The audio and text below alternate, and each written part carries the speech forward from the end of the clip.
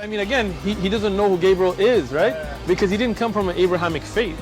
The people of Mecca were pagan. Quran is mentioned, if this book was from other than God, they would have found in it many contradictions. If a book is without contradictions, that has no bearing on whether it comes from God or not. I've had phone books that are inerrant, but I certainly don't think God gave them.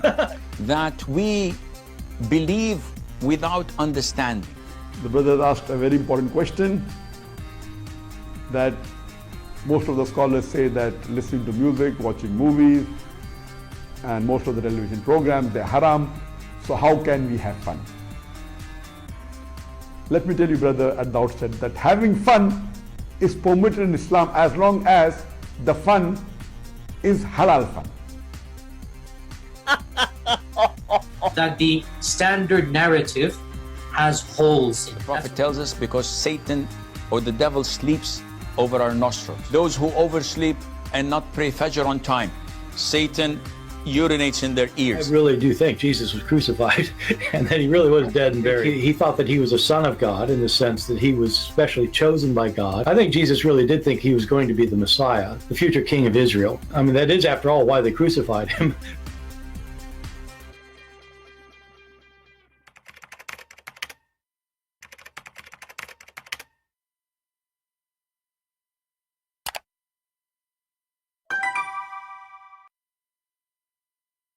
Hello everyone, and peace of Christ to all of you. Please invite your friends. And today we are going to have some good experiment and together.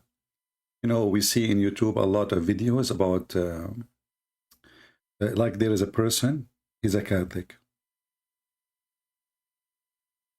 And he have hundreds of videos of him as a Catholic to the Quran. And the guy, he keep watching Quran and he have a reaction to the Quran. Second day he come back, he's a Catholic. He watch another video. He make reaction video for the Quran. Again, the day after he come back as a Catholic. He make a video a week after about the Quran. A Catholic reaction to the Quran. He come back again as a Catholic. So I want to know what the hell this is for. If you are going to be Catholic forever, so what the point of make a reaction for the Quran? I will tell you. Because people, they are watching because you saw they put the title Catholic reacting to the Quran. So if you take the word Catholic off, nobody will watch it. And all of them, they are Catholic, brother. There's no Protestant. All of them, they are Catholic. Look at this one. She is very Catholic. I can't tell. I mean, the makeup, this is Catholic, brother. She is Catholic. A Catholic listening to the Quran. I mean, what a scam in this world today. One after one, and you know, that second day, another video. A Catholic reaction to the Quran. So, are you going to stay Catholic? Isn't it time to change? As long as the Quran is amazing. What the heck is that? 1 week go, 2 months go, 2 years go, still a Catholic reaction for the Quran, brother. So today I decided to make a, you know, like an experiment. I want Muslims to call me and I will quote for you a verse from the Quran and I want to see your reaction. Who is a Muslim? He is proud about his book to the point he can guarantee us a reaction like this or like that.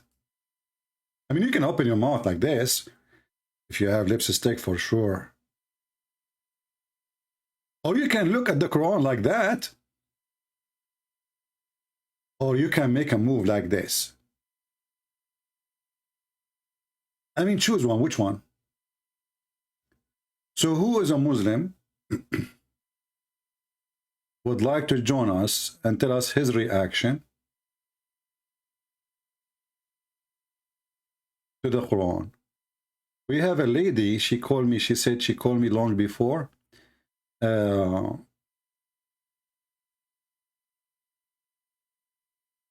And she's saying she want to talk again. She's a Muslim. Let us see if we can call her.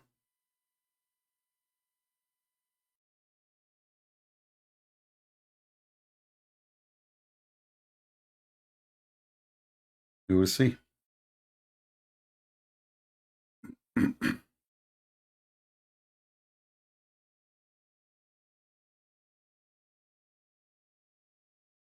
Hello?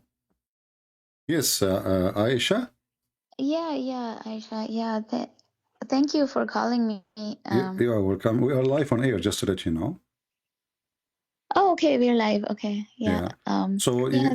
you said you spoke to me before because I don't see any conversation between us before. Is that a new account? No, it's the same account. No, because I don't. Actually, one of my friends, he introduced me to you. Okay. And on that day, I actually never listened to your videos before. Right. So he like suddenly introduced me, and he was like, he do live videos. Let me see if we can talk. But at that time, Is that your friend from Pakistan? yes, yeah. Oh, okay, all right. Okay, I remember So now. on that day, I knew that you do live videos, but I did not know that I was live that day actually. Oh, really? So all the time, you actually gave me 4 hours, and you were sending me few links on the chat, but I was not looking at the YouTube screen, and I did not know that I was live. That was like, and after the call, my friend told me you were live, and I was amazed. Oh, so I did not know that. Uh, but yeah, so that day was like a shock, and I was arguing with you a lot. Um, and I don't want to take a lot of time, and I would not have taken a lot of time that day if I knew that like so many people are watching. No, I'm it's the not same. You see, when I speak to a person and we give an answer, everybody get the benefit. I don't like to speak like one-to-one if it's private, you know. I agree. But if it is not private, still I'm talking to you, but there's a lot of people who get the benefit. This is why I refuse to speak to a person like in a private, unless it is like you know, urgent, like a family, they want to leave Islam, but they don't want anyone to know, you know, because of safety thing. Okay. So what do you think, Aisha, about we spoke for 4 hours, as you said. So what do you think? Yeah, I mean, that day I was kind of in shock, and I was like not willing to, you know, let go of my beliefs and everything. And after that day, I did so much research and listened to more of your videos and everything.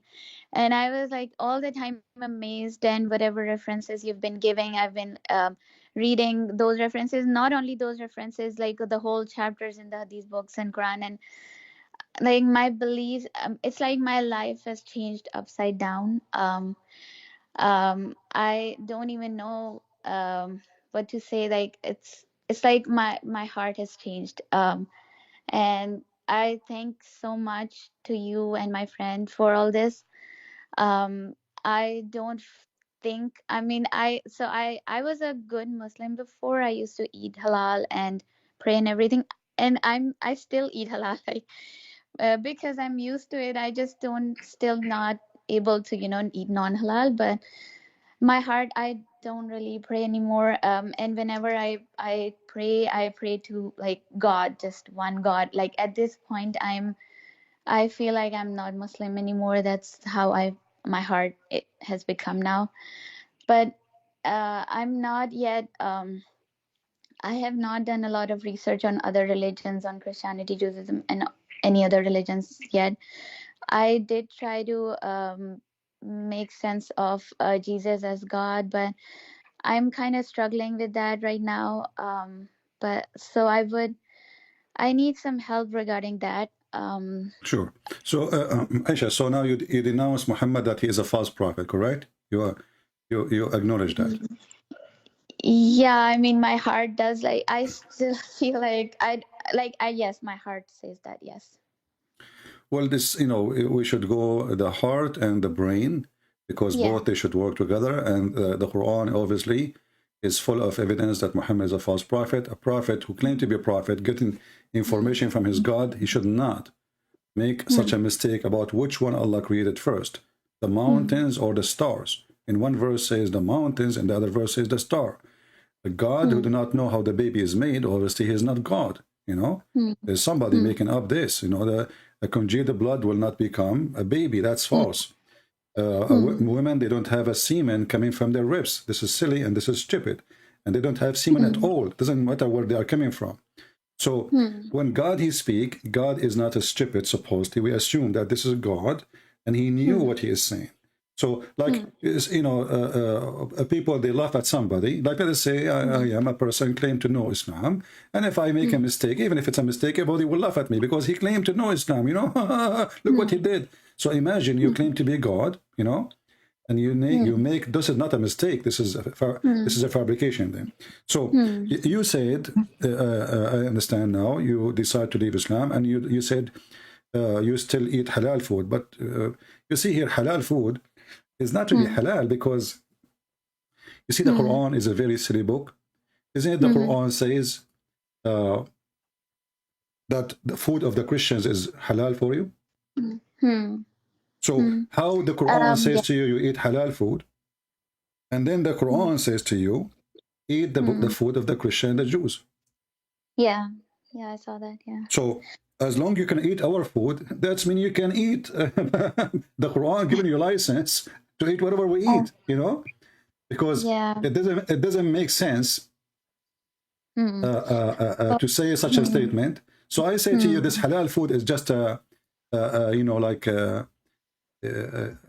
It's just Muhammad trying to copy the Jews, you know, trying to make a religion. So he, you know, when he needed fasting, he asked the Jews, "Why you are fasting?" They said, "We are fasting Ashura because this is the day where Moses he crossed over the seas, you know, across the sea." So he said, "Okay, well, you know what? We are more close to Muhammad than you, to Moses than you." So he starts fasting that day because he have no religion yet. He's trying to establish fasting, prayer, etc. So he's copying from others. At the same time, the word halal food. In chapter 5, verse number 5, it says, "Today I made the food of the Christians and the Jews lawful for you." And at that time, the Christians, they are eating what they are eating today. Nothing changed. So as long, and not only that, just to show you that the word halal is a false. You know what halal mean? It's like when you slaughter animal with the name of God. Exactly. So look what happened. When the Christian, they slaughter in the name of their God. Who is their God? Jesus. So how it is halal to eat food, slaughter in the name of the God of the Christians? Actually, what I read and understood, and what like by watching a few videos, they actually, like Islamic scholars say that it's yes, it is allowed to eat the meat of people of book, but since Christians consider Jesus as God, which is not right, it's like kufr. So no, you cannot eat the. But this is what contradicts the Quran, because the Quran is saying. Yeah, Quran. See, those scholars, they are trying to duct tape the Quran, saying all the people of the book. It doesn't say the Christians only. It doesn't say the Jews only. It says Ahlul Kitab. So when a sheikh he tried to do that, you know, the question is, are you trying to fix the mistake of Allah? You know, you know. So this is really funny, and you know. But let us go now. You said you have a struggle with accepting Jesus as God. Why you think you have a struggle? Because first thing, I will admit that I have not done a lot of research. I read Bible a lot, or read. So this is something that I admit. I work, and I just am not getting a lot of time. I've been traveling, you know. So that is something that on my part I want to do this. But so far, like the first thing I would say is, because in Muslims, it's like a very, very big thing that you consider Jesus as God, because it's like the biggest form of sin. It's kufr. So that's like instilled in my mind. Too hard to believe. This is, I think, one thing that's kind of stopping me a little bit. Secondly, when I read a few verses from Bible, and whenever I see that Jesus is calling Father, do this, Father, can you forgive them, and Father, like that. So I feel like if he was himself, why did he used to like call Father? Why couldn't he just do it himself. Another question I feel like is Let us go by one. So sure, you see, okay. when Jesus was on the cross, he says, "Forgive them, Father, they do not know what they are doing." But did Jesus in the Bible, in the same book, say as many times, "You go and your sin is forgiven"? Okay, so Jesus forgives sin. So here, Jesus, because we believe in the Trinity, and the Trinity means God the Father, God the Son, God the Holy Spirit. And now the Jews, they are killing Jesus himself. So Jesus, he don't want the Jews to be punished, and he is asking the Father not to be angry, because he can demolish them all. So because even if when we say when Jesus, he said, "Forgive them, Father," well, Jesus obviously, he is giving the forgiveness already, but still the Father he have to forgive, because you are killing who? You are killing his Son. Who is the one who sent me? My Father. Who is the one who sent me to you? My Father. So Jesus acknowledged the authority of the Father. Now, when we say the word Father, what Father mean? Like the Lord. No, let us say you speak about your Father. When you say Father, about my, you mean what? You mean authority, right? He have authority over you, correct?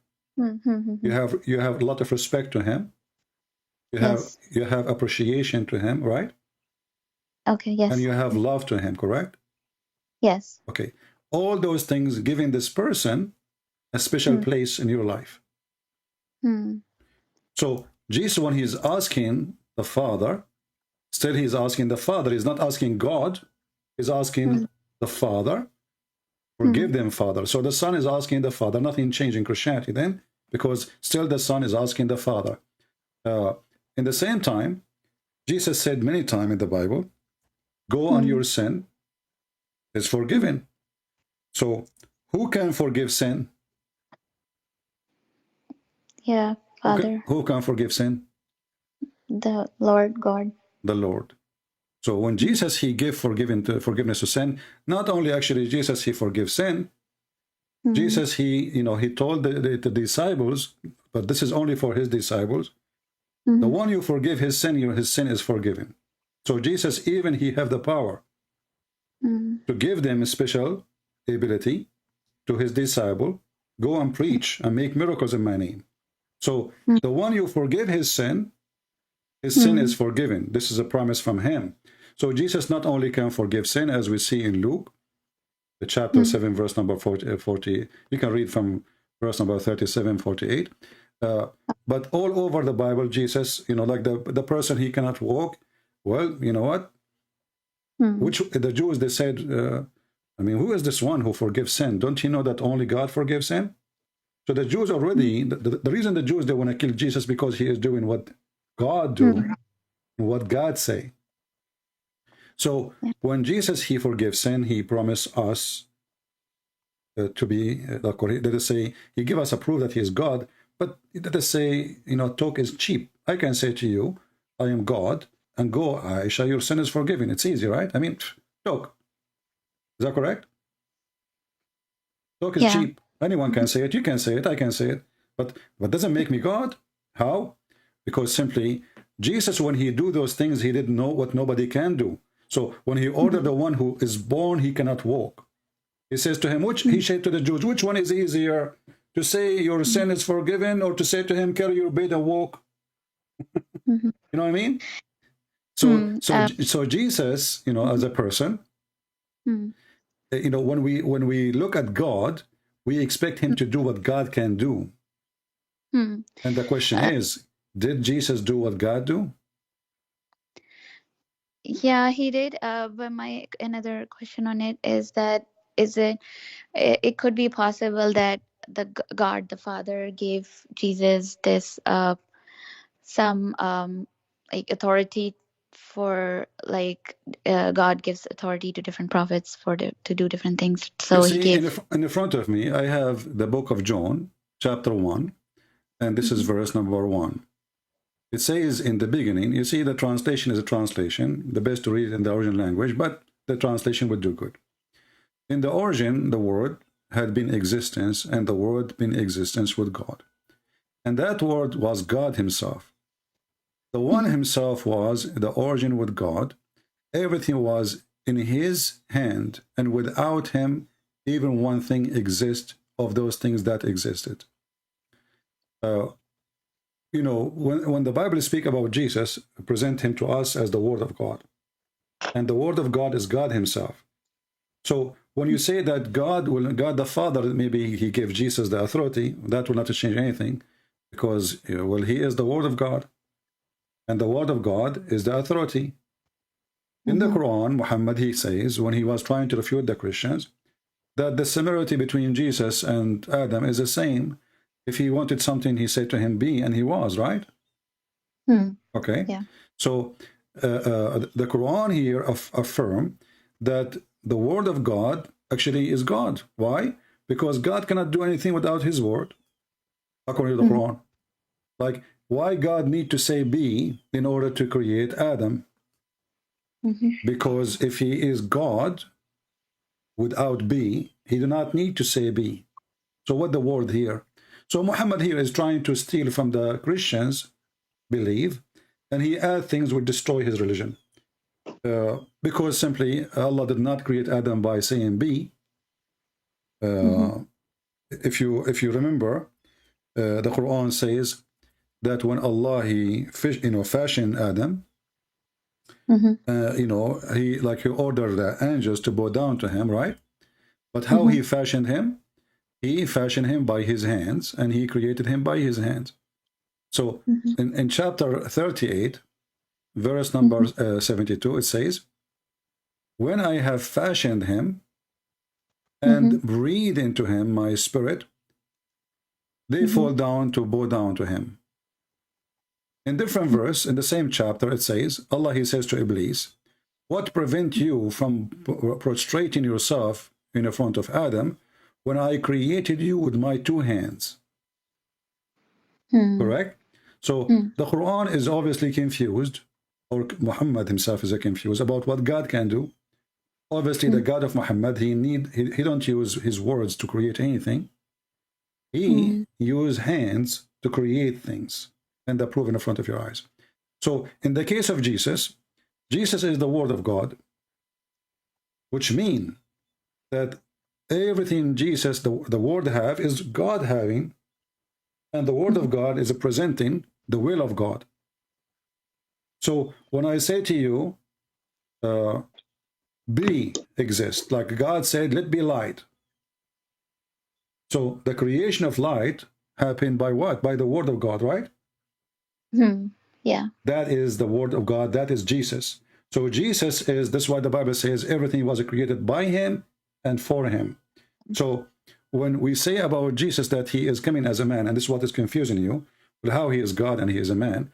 Well, I say to you, Aisha, my sister, if God cannot come as a man, he cannot be God too, because the second you say to God, you cannot be, that's mean we are not talking about God. You know what I mean? Like, some people, they laugh at as an example, the Hindus. Like they have, or the Buddhas, they have God like an elephant, or, even that really is a silly thing to say, laughing at them. Why? Because what if God decided to come as an elephant? What is the problem? What is exactly the problem? So, but because a human being, he thinks he is higher than the rest, so he start making mockery. What if God himself, he come as a man? Why not? So if God, he decide to come in a way, who are you to tell him how you can do that? If you remember in the Quran, when Muhammad, he tried to refute the Christians, he said to them, how can God have a son if he don't have a girlfriend? Right? Okay, but this is very silly. Again, this is a low IQ answer, because we Christian, we don't believe that God have a wife, her name is Mary, and then they get married and they have a baby son, his name is Jesus. So obviously, in your head until now, you have the confusion coming, as I see it, from you used to be a Muslim all your life, and now today you decide to leave. You are asking yourself, well, how God can have a son? I answer to you, why not? If God, he decide, I have a son, who am I to ask him, why? Who are you? You know, like God, he decide to create Aisha. Who am I to say, hey, why Aisha exists? You know what I mean? How come we don't ask God? Well, like, you know, ask God. If you want to ask God, then you can question about everything. So either you say God is a person of power and he is supreme and he do as he will, or you can say, as the Quran says, the verse in front of us, chapter 6, verse number 101, it says, to him is due the primal origin of heaven and earth. How can he have a son when he has no girlfriend? But this is destroy the idea of God of Islam. Why? Because the God of Islam now is like me. I'm single. So if Aisha asks me, do you have kids? I will say, how I can have kids if I don't have a girlfriend or a wife? So this is an answer acceptable from someone is limited like me, because a male alone cannot make children, correct? Yes. And the same for female. So here, the answer here is a silly answer showing us that the God of Islam is very limited, and he himself cannot even have a son unless he have a girlfriend. So what is missing in the life of Allah to be able to have a son is the girlfriend. Now the Muslim, they try to fix it. They says to you, no, this is not this is God. What's, you know, this is what he says. How can he? And look, it is the Quran saying, how can he? The second you say how can to God, then I have to say how God can be God too. Because God can do everything. Yes. That's why we call him Almighty, correct? Yeah. So, why God decided to come after so many like many generations, and why, like, how, who would actually guide the people before he came, and why did he decide to come? Yeah. Well, this is very you know, you see, if you read carefully the Old Testament, you will see that there is people that are called righteous, and the righteous is the one. I'm sorry for interruption. One more thing. I actually am not able to find this live. You are actually reading the verses and I'm following that, but I can't find the video. Okay, well, let me see if I can share with you the link in Skype. Just be sure. Yeah. To mute YouTube. Yeah. We'll give you the link. Here we go. Give me a second.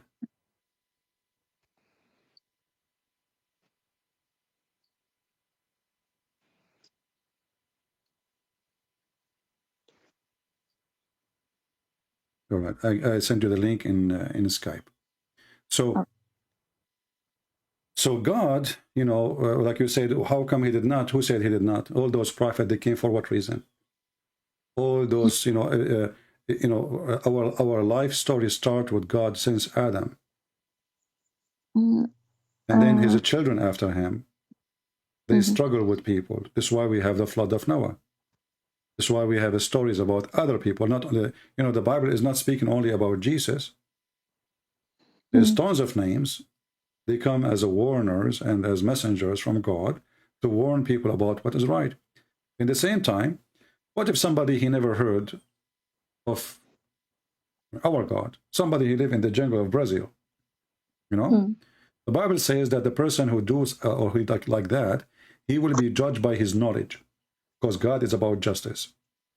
So God will not judge you. It's like, you know, when the government, they make a law, the law have to be announced in order to be active.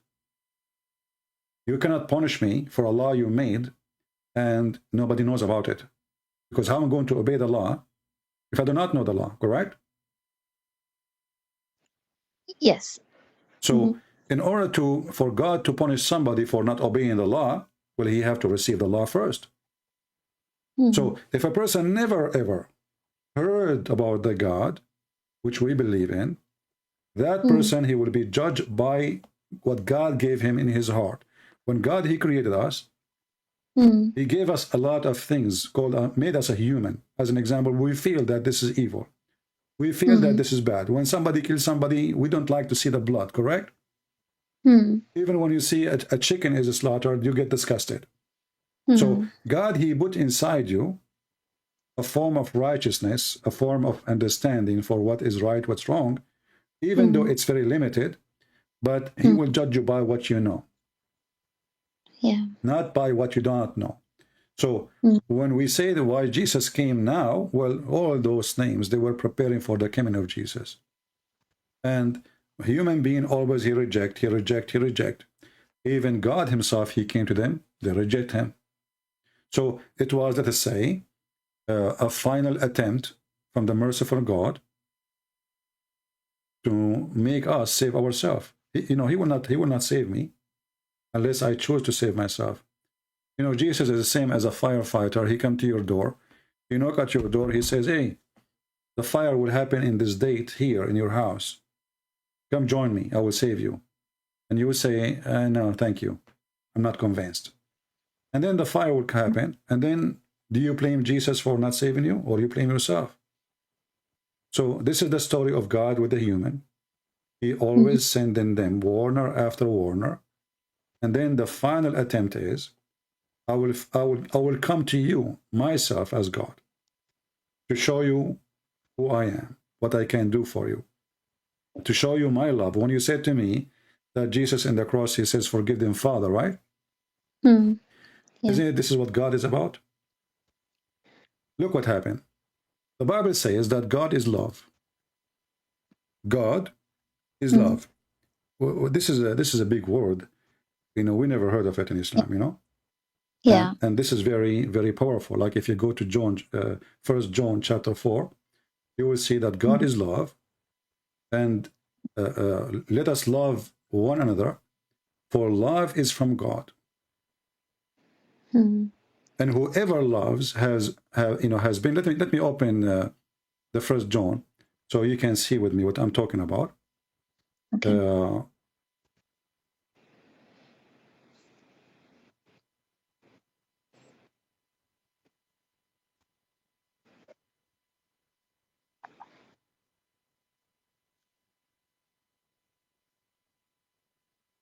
All right, let's see here. So here we have 1 John chapter 4.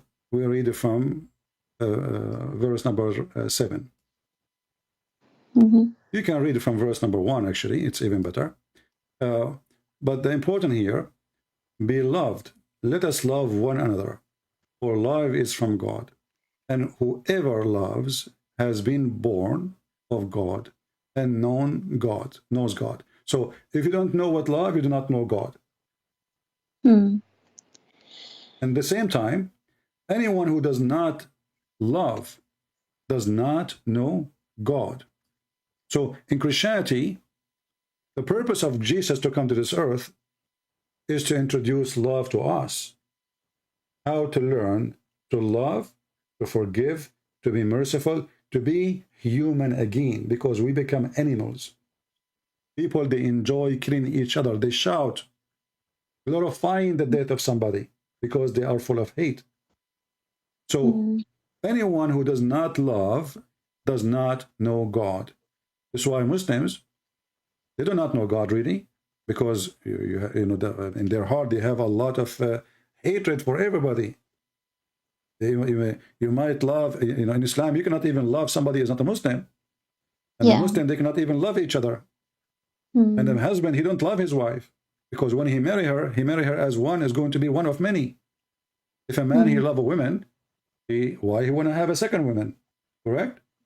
Yeah. Even there's birds and animals, when the female die, that bird, he stays single and he don't eat. He die. He stopped eating. So birds are more, they know about love more than a human. So because we are lost our humanity, God the Father, he sent God the Son, so we will recognize love again. And this is why Jesus says, love your enemy. Have you ever heard of something like this? Yeah, I mean, in Christianity, yes. It's amazing, isn't it? Yeah, and the whole concept about the Yeah, that's true. In Islam, I've always been worried and like just scared of punishments, and like that's how I've been. I try to make myself change myself and worship God in a way that I can worship out of love, and I really liked doing that. And in Christianity, I saw that this is the whole concept around Christianity is the like do whatever with love. Um, yeah, this See, I Aisha, the concept of love in Christianity changed everything in your life. Why? Because when you marry to stay with the man, not because you love how much money he have, not because today temporarily this is the husband, tomorrow different husband. When you do have a children, you are in love with them, the same as you love the children of your neighbors, because you have love for everybody. When you see a friend, you don't gossip about them. It solves all the problem in the earth if we love each other. I mean, if we practice one sentence of Jesus, there's no need for army, and there's no need for police, and there's no need for security. Most of the earth is spending is what? For military. If we take the money USA alone spend just for military, we can feed the whole earth. We are not short of money. We are not short of goods. And we are not short of food. We have, but because a human being became a greedy, and a human being is afraid of a human being. We are not afraid of aliens are going to invade us. We are afraid from Al-Qaeda, from Russia. We are afraid from America. We are afraid from China. We are afraid from everybody's afraid of everybody, because nobody is following Jesus no more, because love is not in our heart. And when love goes, what is going to replace it? Evil. yeah. Love mean you help the poor. Love mean you help the needy. Love mean you help the one who you do not know. Jesus, he says, I was hungry and you did feed me. I was thirsty and you gave me a drink. I was a prisoner and you visited me. I was a stranger and you took me in. They said to him, Lord, when we did that to you? He said, when you do it to my brothers, you did it to me. So this is what love is about. I saw the same verses in Quran too, right? This, or is it in Hadith? Because I heard this. Well, Muhammad is trying to copy from Jesus, obviously. Like, I remember once a Muslim, a Muslim sheikh, he's a sheikh. He says to me, how Jesus can be God when he says, when he speak about the master seed, and he says as small as the master seed. I said, okay, what the problem? He says, don't you know that master seed is not the smallest in the earth? I said, okay, so are you saying this is a mistake now? He said, well, if he is giving example about a master seed, he should choose something smaller if this is what he is talking about. I said, okay, so if that is a mistake, then the Quran is a mistake too, because chapter 21, verse number 47, chapter 31, verse number 16, say exactly the words of Jesus. They are copying him about the master seed.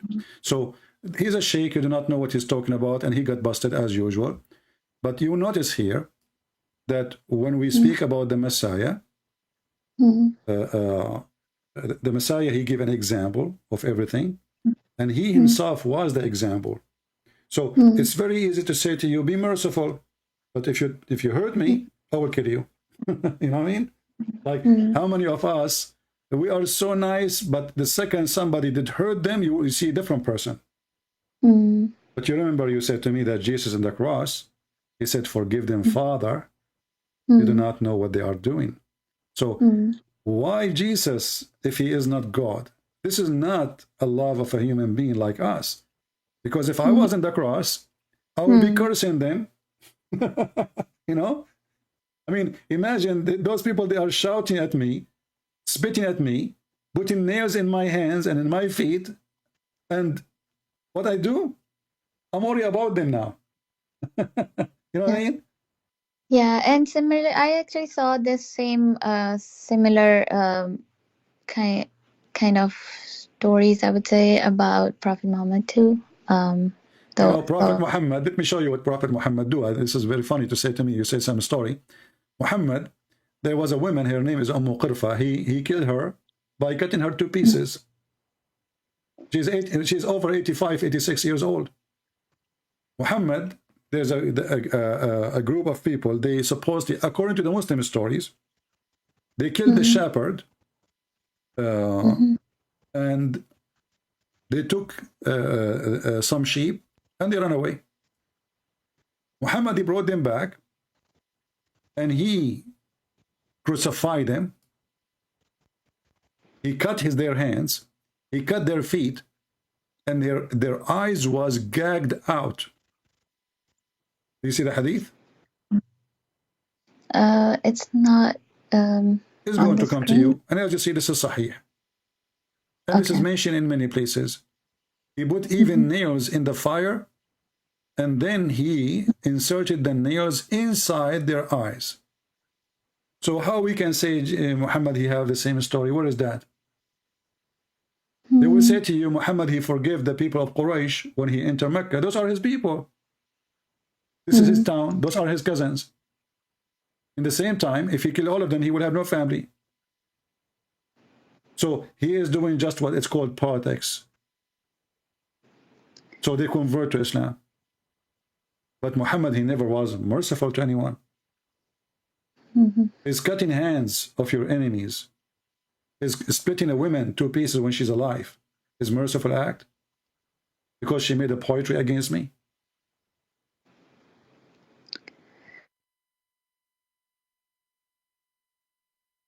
And remember, there is tons of stories written about Muhammad, and those are written long after Muhammad. But if we go in the Quran, we don't see the mercy. The Quran says that Muslims, they should be very tough on the infidels. They are merciful only between each other.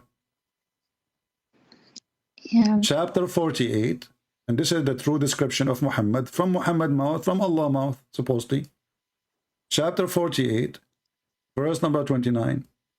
Muhammad is the messenger of Allah, and those who are with him are severe against disbelievers, and merciful among themselves. Do you see it? This is the command of Allah. You cannot be merciful for someone he is opposing the Prophet. You can be merciful only for if somebody is a Muslim. Is that Quran, or am I making things up? Yeah, of course. It's in front of you. Yeah. Even Muhammad, you know, he made it clear that when the Muslims they kill, Allah, he healed the chest of the believers. Allah will punish the disbelievers by the hand of the Muslims. Chapter 9, verse number 14. Fight against them so that Allah will punish them by your hands and disgrace them and give you victory. So you have to torture them. In Arabic it says yu'adhibahum. Yu'adhib means to torture. Here it says punish them. That's a false translation. I don't know how much Arabic you know. But we can. Yeah, I don't understand the meaning. Yeah, this is Hilali Khan. Let us see if we have different translation. This is Mawdudi. Let us see Mawdudi. See Mawdudi, he changed the words. Yeah, he tortured them. So Allah will torture non-believers by the hand of Muslims. So we're going back to Jesus. Jesus was the merciful God himself coming to this earth. So he can teach us love, and he can bring us back to our humanity because we lost it. He's not coming here to show you that he can walk in water, and he can resurrect people from death, and he can make the blind see. This is not a showtime. But all those things Jesus did to assure you that he is the one you are waiting for. Otherwise, anyone can say anything. I can say love each other. There's many philosophers speak about love. Yeah. But nobody have the power of the Supreme God. I always used to have some questions, but in Islam I've always been basically we have been taught that you actually don't question a lot, and like, so I'm kind of struggling since I have this now. I'm understanding all this, and I'm not able to share this with my family right now. I tried a little bit. I just, if even if like that day I was talking to my brother and I just said that I don't think all wives of Prophet Muhammad were happy. That how could they be happy? So he was like, I mean, he got pretty not furious, but like he felt that I disrespected him, and he said, "How could you even say that? That's wrong. All of his wives would be very happy." And we just assume things. But if I see some stories, I see that no, that's not true. I don't think all the wives were happy. And similarly, I saw some videos of like breastfeeding the to make them mahram, and that didn't make sense to me. Killing child and everything. These are all the things that we never talk about being Muslim. Uh, and now that I'm learning all this, it does not make sense to me. So yeah, I mean, and thanks to you for all this. I cannot thank you enough for everything. And to my friend too, who introduced me to you, because that day when he introduced me, I was like in a entirely different state of mind and different beliefs. And since that day, everything changed. So yeah, of regarding the Jesus, if I want to ask, what's the concept? If is it that I have to believe that, because since I believe in Jesus, I know he came into this world with a miracle, and I respect him, love him, and everything. Is it that a person who believe in Jesus as God, that he is a God sent on this earth, if I don't believe that, I will not be saved? Is it like that? You see, you know, when we speak about being saved, this is my concern as a human, let us say, as a selfish human being, right? I mean, I'm thinking about myself now. Jesus is bigger than this. Jesus, he come, he knew what they will do to him, and he was willing to die to save you, to save me, to save them. So you as an individual, because you are a weak person, I am a weak person, you know, if a mosquito touch me, I stay in pain for 15 minutes, correct? A mosquito can hurt us. So because of the nature of our weakness, we always think about ourselves being saved. For Jesus, the story is different. For Jesus, he is here to save all of us, not individual. And we as individual in the same time, he speak to us as individual, which means in Christianity, every person, he have a connection with God when he choose to. Not like Muslims, they have to pray 5 times a day when God is not even there. What's the point of those 5 times a day when you are forcing people to do it? In the same time, Muhammad, he says, Allah, he come down in the 3rd part of the night, which means he's not even listening. And he asks, who is praying?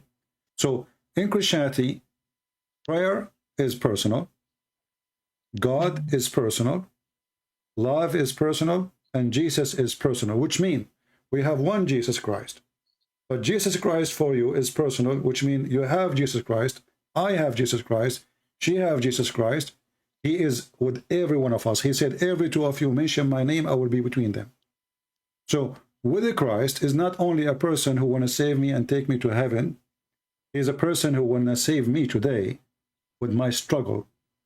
You struggle with your life, you struggle with your husband, you struggle with your children, you struggle with making decisions, you struggle with is right, what's wrong. You struggle with everything you do in life. Even from the first second you woke up in the morning, you face a struggle in your life. So Jesus is not just a person coming to save you and take you to heaven. Jesus is coming to change you so you don't struggle, not only in heaven, but even in earth. And the struggle Jesus, he promised you, doesn't mean you will be rich, doesn't mean you will have a villa. It might be the opposite, actually. It might be you might discriminated. Yeah. But Jesus, he saved you from struggling in your soul. You might struggle physically. As a Christian, they struggle in Pakistan just because they are Christians. So, but Jesus said, don't be worried about the one who destroy your body, but worry about the one who destroy your soul. Because if somebody destroy my body, well, maybe this is the best way to go to heaven, because he made a murder of me. You know, he killed me because I'm a Christian. But the one who destroyed my soul now is going to go to hell. So with Christ, your interests change. The way you see others change. You don't see enemies. When I see a Muslim, I don't see an enemy. I see a person, he's been fooled by Muhammad, and from my heart, I want to save him. A Muslim, when he look at me, he see an enemy, a kafir, he's filthy, he's insulting the Prophet, takbir, Allahu Akbar, we need to do jihad, maybe we should kill him. Not maybe, we should, you know. So the way we look at each other is different. Why? Because of Jesus. So Jesus has changed not only your destiny of salvation, and I don't want to use the word destiny much, but destiny, this is a destiny you chose, not Jesus chose for you. Because it's you who decide to be with the Messiah or not. So I can now say, I want to follow the Messiah and I will be saved. So to make it simple, if you don't believe in the Messiah, there is no salvation. No salvation to anyone. Doesn't matter who. A Jew, a Christian, because there's many Christians that are Christian by name. You know, they have no salvation. They will never go to heaven. It's not about numbers, you know. Who care for numbers? There's a lot of people, they don't even know what is the Bible is. So salvation with Jesus means salvation of your soul from now, not only when the day of judgment comes. And yes, there is no salvation except with the Messiah himself. Okay. Yeah. Okay. Yeah, right now I'm in just a condition where I do believe whatever I read in Bible, I believe in it. I love reading it. I love everything, whatever, like everything is very inspiring.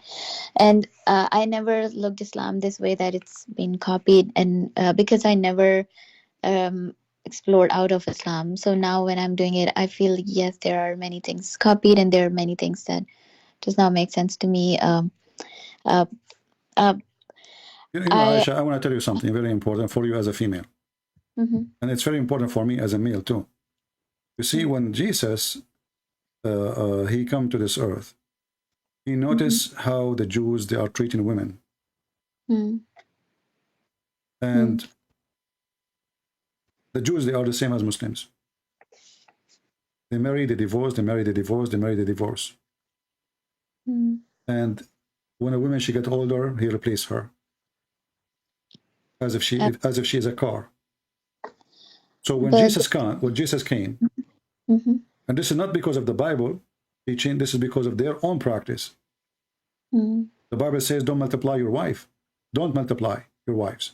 Which means don't seek, don't be a righteous person. A righteous person, he have a wife, that's it. God, when he created Adam, he created Eve, not Eves. So human being, because he is greedy, and he don't have love in his heart no more, he have lost. So he wanted to have more wives. And more wives is like, you know, is more joy for him. With Christ, when he came, he changed all of that.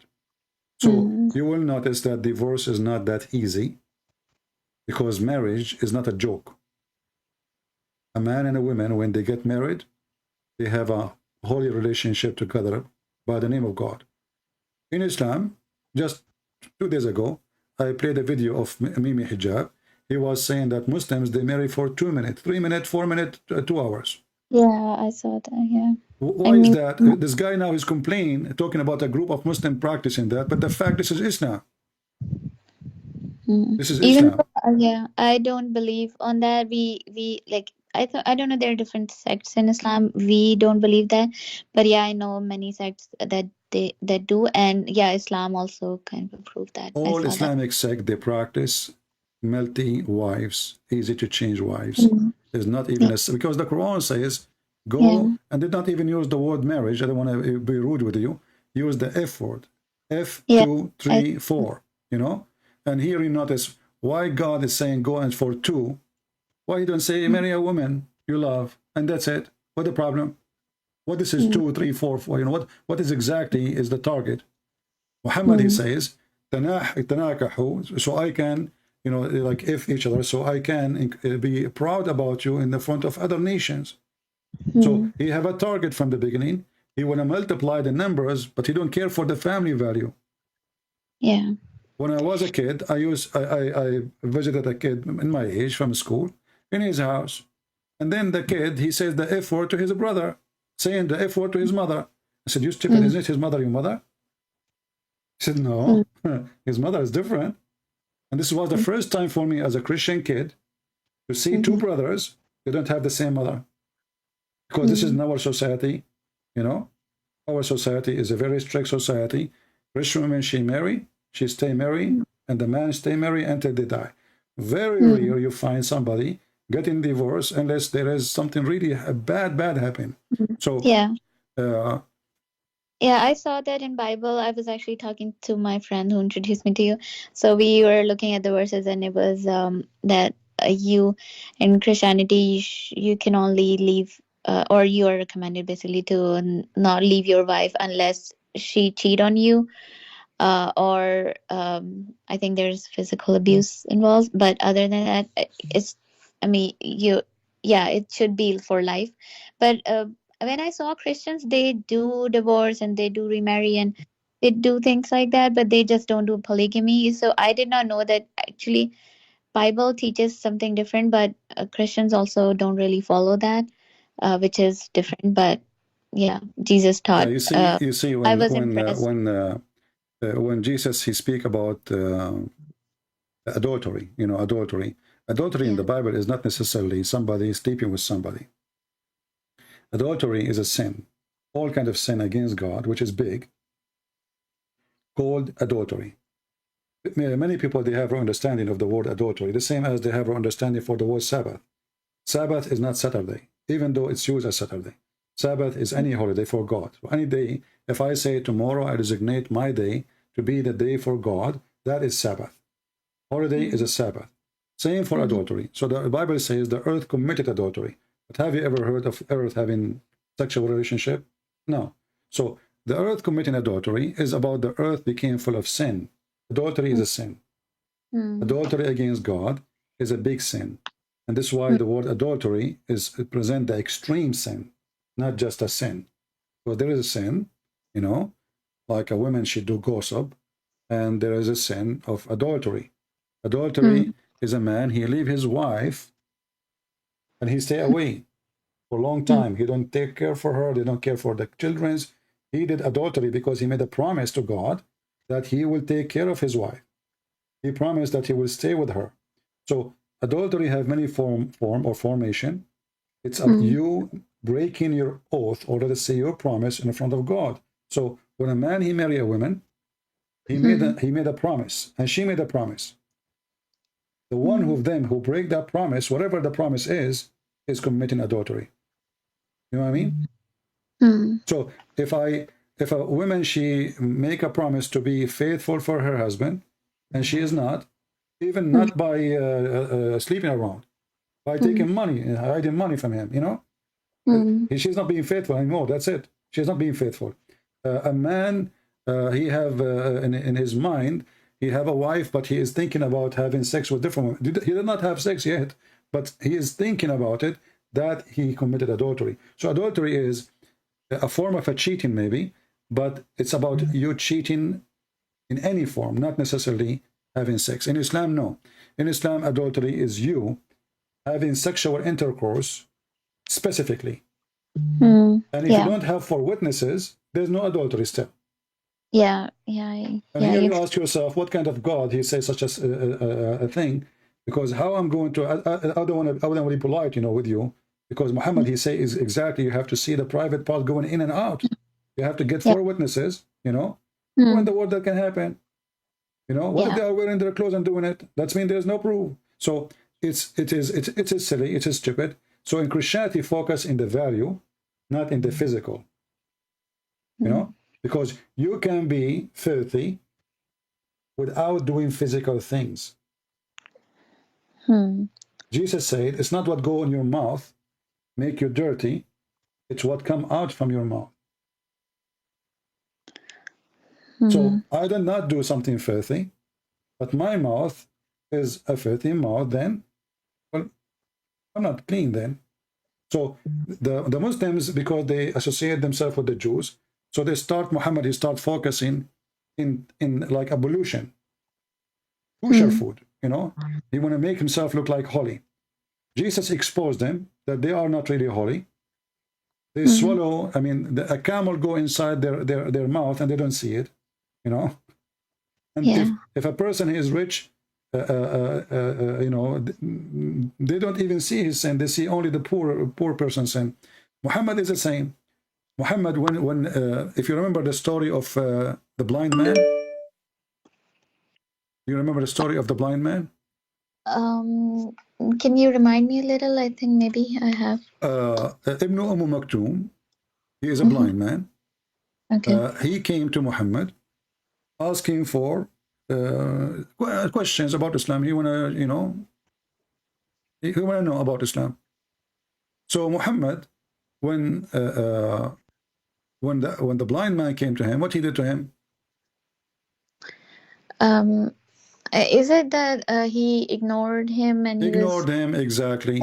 So when the people, they start saying, what kind of a prophet, because he is poor, he is a blind, what kind of a prophet? He make fun of a blind man, he kick him out of his house just because he is, this is a chapter of Abasa. So what kind of a prophet? He make fun of him just because he is a blind. And so what if you are talking to rich people? Which one is more important? Obviously for Muhammad, the rich ones are more important. So I actually heard about this, that he was just a blind man, and the other people were actually the leaders of the city or something. So he wanted to actually teach them or influence them so that they can influence greater, more larger. But you see, Aisha, that's what I did not ask you if you are blind or rich or poor, correct? You might be blind, but that will not change anything. You are a human being. And you are equal to everybody, correct? Okay, so if I'm a prophet and I explain to a blind man and the rich one exist, I'm explaining to everybody. Yeah. So there's no point. Like when you said to me about calling me, I said to you I prefer like open call, so everybody can learn from the question and from the answer, right? So yeah. So blind why man asking a question? So what the problem? Yeah, why did he then include like his own flaw in Quran? He did not. Look what happened. Because people, they started speaking against him, saying, look what he did. What kind of a prophet? He do that, you know? So now he want to clean himself. So he said, oh, Allah told me. Why you do that? You know? It's not because it's good. And in the same time, isn't it the prophet inspired by God, as the Muslim says? So did he make a mistake here? No Muslim dare to say he make mistakes. No Muslim dare. And the Quran says that Allah, he forgave the sin of Muhammad in the past and in the future, right? So why Allah sending him a verse saying to him, why you did that? You'll give him a license to do more. Right? Yeah. In the same time, did Muhammad change? No. After that, Muhammad, he gave Abu Sufyan, you know, there's a verse in the Quran speaking about al-mu'allafa qulubahum. What does that mean? Is those who you buy their heart by money. Chapter 9, verse number 60. The money from the booties. He speak about charity now. When you see the word charity, it sounds good. Look what happened. This money you should spend, not the shares of Muhammad, those out of his shares, the rest. You spend it in the poor, okay, and the needy, okay, and then and those who their heart are to be reconciled. So Muhammad is making a budget to make people to convert to Islam by paying them money. Why a decent man will do that? Imagine, Aisha, I say to you, if you convert to Christianity, I will give you $100. That's mean I'm evil. Why? Because I did not make your heart love my God. I made your heart love my money. Yeah. You know? So if this is how he converts somebody to Islam, by money, that's mean Muhammad, you don't have God. And that's mean those people who converted to Islam because of the money, they did not believe in Muhammad. And the reason Muhammad, he paid them money, do you know why? You know Abu Sufyan, who was Abu Sufyan? Yeah, Those why? are very powerful people. They are warrior. They are strong, very strong family, scary family. So he cannot convert them, and he cannot kill them, and he cannot fight them. So what we will do? Let us buy them. They love money. So I will give you money. Just join me. And when they saw how much money they can get, they join Islam. They are evil. And then actually they are the reason who can destroy the religion of Islam itself. Those people are the same people who behind the killing of the grandsons of Muhammad. The same family. Okay. Yeah. So with in Christianity, Christ is about family, wife and husband, and that will make healthy children, healthy family. In Islam, you don't even know who was the kids of who. When you said to me there's some Christian, they do that today, well, they are not following Christ, who care? I mean, everybody will go where he belongs. You see, Christian is someone who follows Christ, is not somebody he call himself a Christian. So if somebody marry, divorce, marry, divorce, marry, divorce, yes, they are not doing polygamy, but they are keep marrying, divorcing. I mean, obviously, they are not being Christians. So this is why Jesus says, not everyone says to me, Lord, Lord, will enter the kingdom of my Father, but the one who does well. So it might happen that, okay, you are not lucky and your marriage was very horrible and you got divorced. Okay. You marry second time. Okay. Second time did not work. Okay. Third time, obviously there's something wrong. I mean, fourth time, fifth time, that's not a marriage, because this is why a Christian person should be careful about his marriage. And if divorce happen, he should fight against it, not seek it, He should fight against the divorce, because divorce can destroy the family, the children's. It have many bad, like effect of the life of the family. So there's many women, their husband is not good. But because they are, wonderful women, they say, well, he is not good, but God is good. God will reward me. I have children to take care of. My children is more important. And there's many, like you see, Christ, he did not come to force the women to stay with the husband, because it's for both. It's the man he have to do the same as the wife. So the man cannot divorce. Actually, when Jesus was speaking to them, he was speaking to the man. Remember, this is a men's society, So he was training the men what not to do, not the women. You know what I mean? Because women always, usually, they are the victim. They are the weak person in the society, and they are the one being abused. Abused by who? By the man. So he was speaking to the man. So this was against the man, not against the women. Yes. And the purpose was to protect the women's rights and to protect the family value. A man, he loved his wife. You see, when we speak about love, so Jesus wants the man to love his wife, not to marry his wife. Because everybody can marry, and then everybody can divorce. So you love his wife as a Christ, he loved the church, what the Bible says. You sacrifice yourself, you give yourself to your wife, the same as Christ Jesus, he gave himself to the church. And he ordered the women to obey the husband. But in order to obey the husband, this husband, he should be a person who sacrificed himself for the wife, for the family. Which means both of them, they are doing an act of love, not an act of a must. So when a man, he gave his life to his wife because he loved her, not because he have to. And when the wife, she obeyed the husband because she loved him, not because she have to. And this is what's called marriage in Christianity. So two people, they agree to love each other and sacrifice to each other and to unite their name and their God. One of them, he don't have the love in his heart no more. He is breaking the command of God. Yeah. And the man, he can do that always. Mostly men, they do that, you know, by treating the women badly, you know, disrespecting her, treating her as a piece of furniture, like she is there.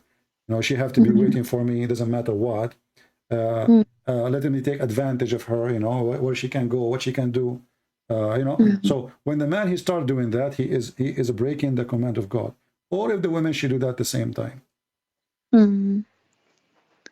Okay. Yeah, and this all makes a lot of sense to me, and everything is amazing. And thank you so much for sharing everything. I won't take a lot of time from you anymore. I just have like last few couple of questions. How Don't worry do about taking time. I'm here to help you, my sister, and I'm happy to help you. Don't worry about the time. What is your question? Go ahead. yeah. Again, it's because I would be working after some time. I'm like it's during work hour, and I work from home, so Okay. able to talk to you. So when how do people manage? Like right now, I see my whole family, extended family, everybody's Muslims, and like really, none of my family is like changed their religion or anything. It's kind of feel hard. I don't know how I handle this. I've even if I try to speak a little bit about like religion, like just show a little bit doubt to my family. I tried that. They did not like it. I know my family is very good. They'll really love me. I know if I say this to him, they will be like crushed, but not like abandon me. That I know this, but I don't know how to handle this. Should I start like learning and make my faith firm, and then share with family, or should I just keep it hidden in me? Like, what do I do? And I also, so I'm at this point. I actually recently lost my husband too. He died last year. So I'm single. I was actually looking now. After a year, I started looking to maybe get married again, and but I was of course considering like the Muslim proposals, but I I literally stopped because I was like my even um my faith and everything changed, and I don't know what to do.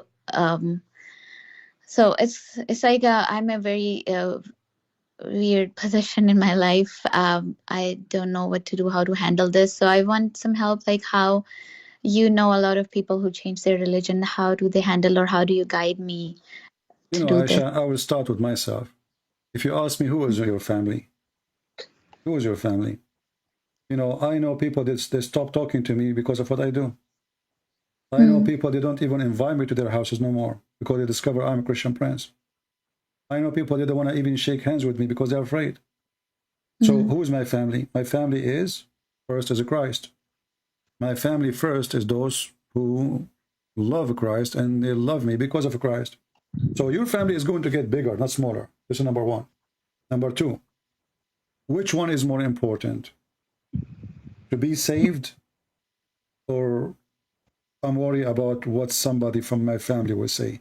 Remember, all those families would respect your family, and I'm sorry about you losing your husband, but all people are temporary in their life, because Yeah. everyone will get divorced or get married or have children. He will be busy with them, and then people will start forgetting about you. You will become an auntie, a cousin. You know what I mean? It's not, you know, family is a temporary stage in our life, the same as, you know, when a duck, she have her babies, she teach them how to swim, and then when they have their feather, everybody go home to his home, right? So you know, you will have your home, you will have your family, and I'm not worried really about the family which I am between today, because if this family love me, you see, I quote for you First John, you know, and the Bible there says, love never fail. Love never fail. So if your family love you, when they love you, nothing can change that. If your family really, they don't love Aisha as their sister, as their child, then they will change. and then they are not worth really your love. Why? Because simply they don't have love for you. They have love to a certain Aisha, certain person. If this person change, well, we don't love this person no more. You know why? Did he do, like, did you kill somebody? No. Did you become a thief? No. Did you become a prostitute? God forbid? No. So what happened exactly? You just change your faith. That's all. And you became a believer, and you are trying to practice to be a good person. So what is the problem? Oh, the problem, she is not following our belief. So if they really love you, they will never change. And I hope so. Same time, I will not be worried. Yeah, I will not be worried about anyone. I don't care really. If my mother stopped talking to me, if my brothers, if my sisters, if my cousins, I don't care, because simply I care for what is right and what's wrong. What, you know, when Jesus says, what is the benefit if you win the whole world and you lose yourself? When go win the whole world? I can now, you see in YouTube, I cannot quit my videos. I cannot receive donation. I cannot have super chat. Why? Because of what I do. If I'm a person who is hypocrite, who is politically correct, or a Muslim, YouTube would allow me to have all of those things. And I will have a huge number of subscribers and etc. Everything is going against me. So why I'm doing what I'm doing? Because I am doing what is right. I don't care if the whole world hate me. You know, the Bible says, actually, Jesus says, they will hate you. They will hate you because of me. You know, so there's many they might hate you. Your friend, they might stop talking to you because you are a Muslim and you have Muslim friends, and then they will say, "Oh, she left Islam and now she became a Christian." So they will stop talking to you. Who care? You don't want them. You know, the one who don't have love, they do not know God. Remember what the verse says in 1 John. The one who do not know love, you do not know what is God. So your family is going to be the one who knows how to love, or those are the one who knows God. You will go to church, you will meet new friends, you will have a new family, and always choose your friends carefully, because it's not enough to go to a church. The church can be, the priest himself can be the devil. The priest himself, Jesus said, be aware of false teachers. They come to you in the clothes of a sheep, but they are wolves. So there's evil everywhere. We don't want to be naive. So when we speak about love, doesn't mean that we give hugs to everybody. Love is about following what is right. I love to be right. I hate to be wrong. So when you see some people, they are loving what you love to be right, then those are the people who fit to be your friends, fit to be your companion or a husband, or fit to be your family. Otherwise, you don't need a family if she is not going to be a family of love. Yeah, I know my family will not, of course, abandon me. They will be very worried and everything. They will keep on, lecturing me with, of course, Islam and everything, which is okay. I'm just thinking, like, in Islam, in Muslims, because we Muslims basically judge people a lot, and it's not a very good, considered good that the person left Islam. And I think some people, even not in USA, but maybe in other countries, people, it could even become dangerous to actually tell that I left Islam. Exactly, I know, I understand. But So, my sister Aisha, don't worry about them. so do you think that it's if I should I be public about it, or should I? So Like, do you decide to accept Christ as your Lord now? I mean, I have left Islam, and I kind of am lean towards it, but please, I need some more time to, Okay. yeah. Well, if you want, I can even help you with your family. Like who? Yeah, Your brother? yeah. He can call me. He's the one that will come. I will speak to him nicely. Yeah. Just tell me, this is my brother. You can call first, introduce him to me, and leave him for me.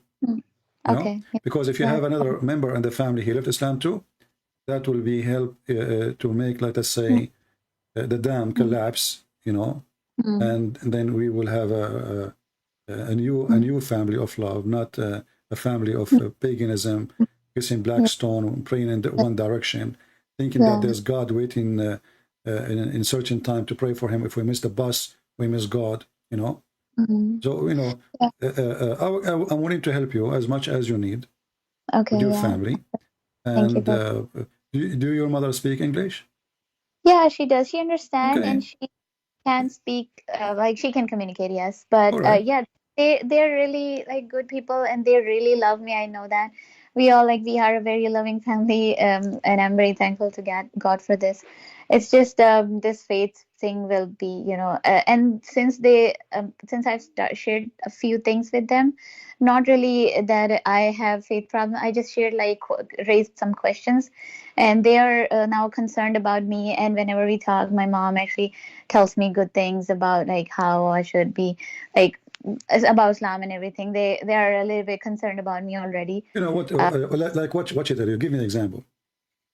like for example, we were like I told you yesterday, I was talking to my brother on phone, and I told him about that. I don't think his wives were happy. Like, how could they be happy in this kind of setup where he had like so many wives, and he's like not being good with anyone, and that's why you're used to raise concerns too. And it's kind of women they were probably suppressed, so he did not like this idea. And I also shared one time, when I was visiting them a few days ago, I talked to them about like the lineage problem, that when you have a child out of marriage, or then you can actually even that's not your daughter or son.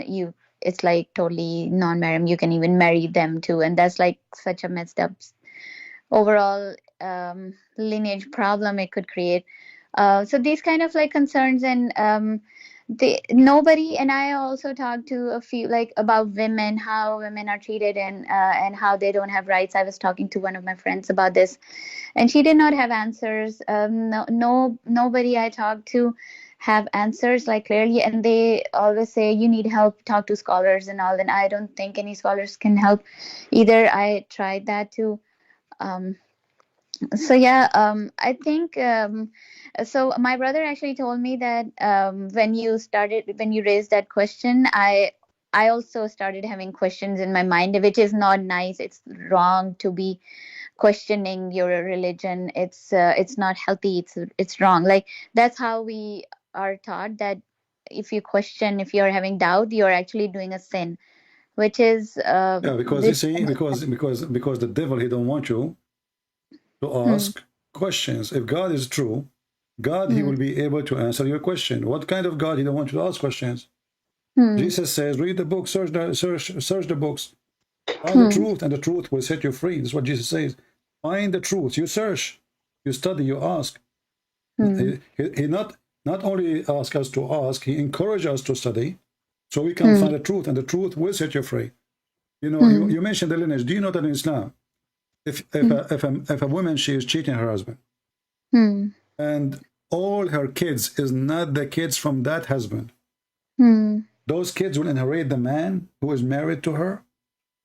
hmm, What kind of madness is that? hmm. This is Yeah. Sahih Bukhari. The Prophet says, the boy for the honor of the bed. What Hmm. the heck is that? That's Yeah. mean my wife, she can go sleep around, and she will Hmm. have a boy from everybody, but none of those boys are mine, and then they will take all my money. Hmm. And not only Yeah. that, and my boy, who is the real boy, if he is not a boy from adultery, if he's a boy from adultery, he will not have my name. He will not inherit me. So look what Hmm. happened now. We have a society where a man, he sleep with the neighbor wife, and the Hmm. neighbor sleep with this guy wife. Then each one of them, they have the kids of each other. And Yeah. then the kids of this guy, who is not his kids, they are living in the house next to him, he will inherit the neighbor as his their Hmm. father, but he's not their father. So what kind of religion this religion is? What Hmm. is the logic? So in Islam, there is no really logic, and Muhammad is making rules, and those rules, he keeps changing them because he is not from God. That's why, Hmm. there is a verse in the Quran, it says, Hmm. uh, when Muhammad, he says, any verse Allah, he abrogate or cause to be forgotten, Hmm. what Allah will do? Do you remember?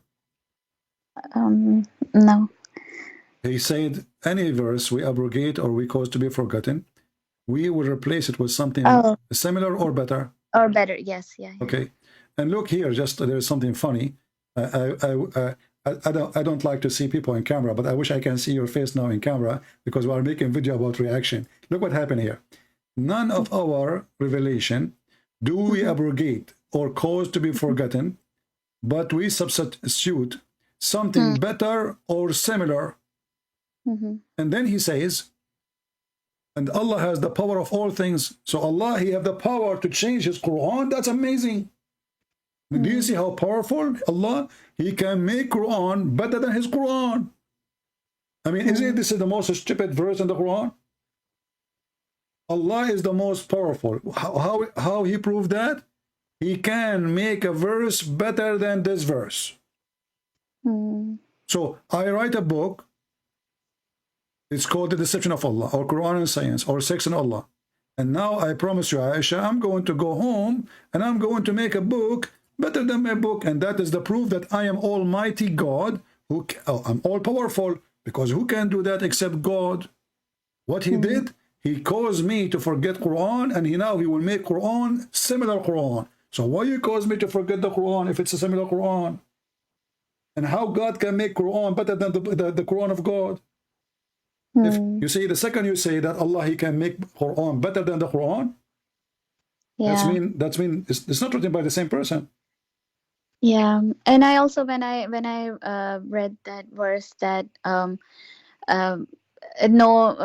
like God is challenging, Allah is challenging basically that if anybody can bring up like just a single verse like this, and I used to think like, what's the challenge about? Like I think anybody can, there are good writers, they can write any good verses, or like I never really understood what's the meaning of this ayah and what's the challenge about. Aisha, if I now say to you, I challenge you to make one page like my page in my book, how silly is that saying? Because if you try to copy it exactly, I will say you're copying me. If you make some change, I say it's not the same. So what is the challenge is? But look what happened here, you see, and then later we find that Muhammad received satanic verses. How nobody can make Quran like the Quran, and then Allah, he will delete the shaitan Quran. That means shaitan can make Quran, and Muhammad did not notice. In the top of that, the verse in front of us, if nobody can make Quran like the Quran, how in the world? That means the first Quran is perfect, correct? So how the second Quran is going to be better? Yeah. Was Allah a perfect God when he wrote the first Quran? Or he was not? If Allah was perfect before, then Allah will make Quran which is perfect after. So how the one was perfect before is not good enough to be called better, but the one coming after it is better. Actually, this verse alone is enough to destroy all the cult of Muhammad, because there is no way that the word of God better than the word of God. That is even silly. This is stupid. I can say this doctor is better than this doctor. Happen, right?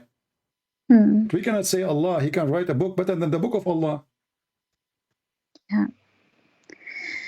Yeah, it makes sense. Yes. So my dear sister Aisha, if you like, you can invite any of your family you think they are willing to listen, and I will speak to them nicely, and I will be happy to take calls from anytime. And remember one thing: Christianity is not about ritual, is not about superstition.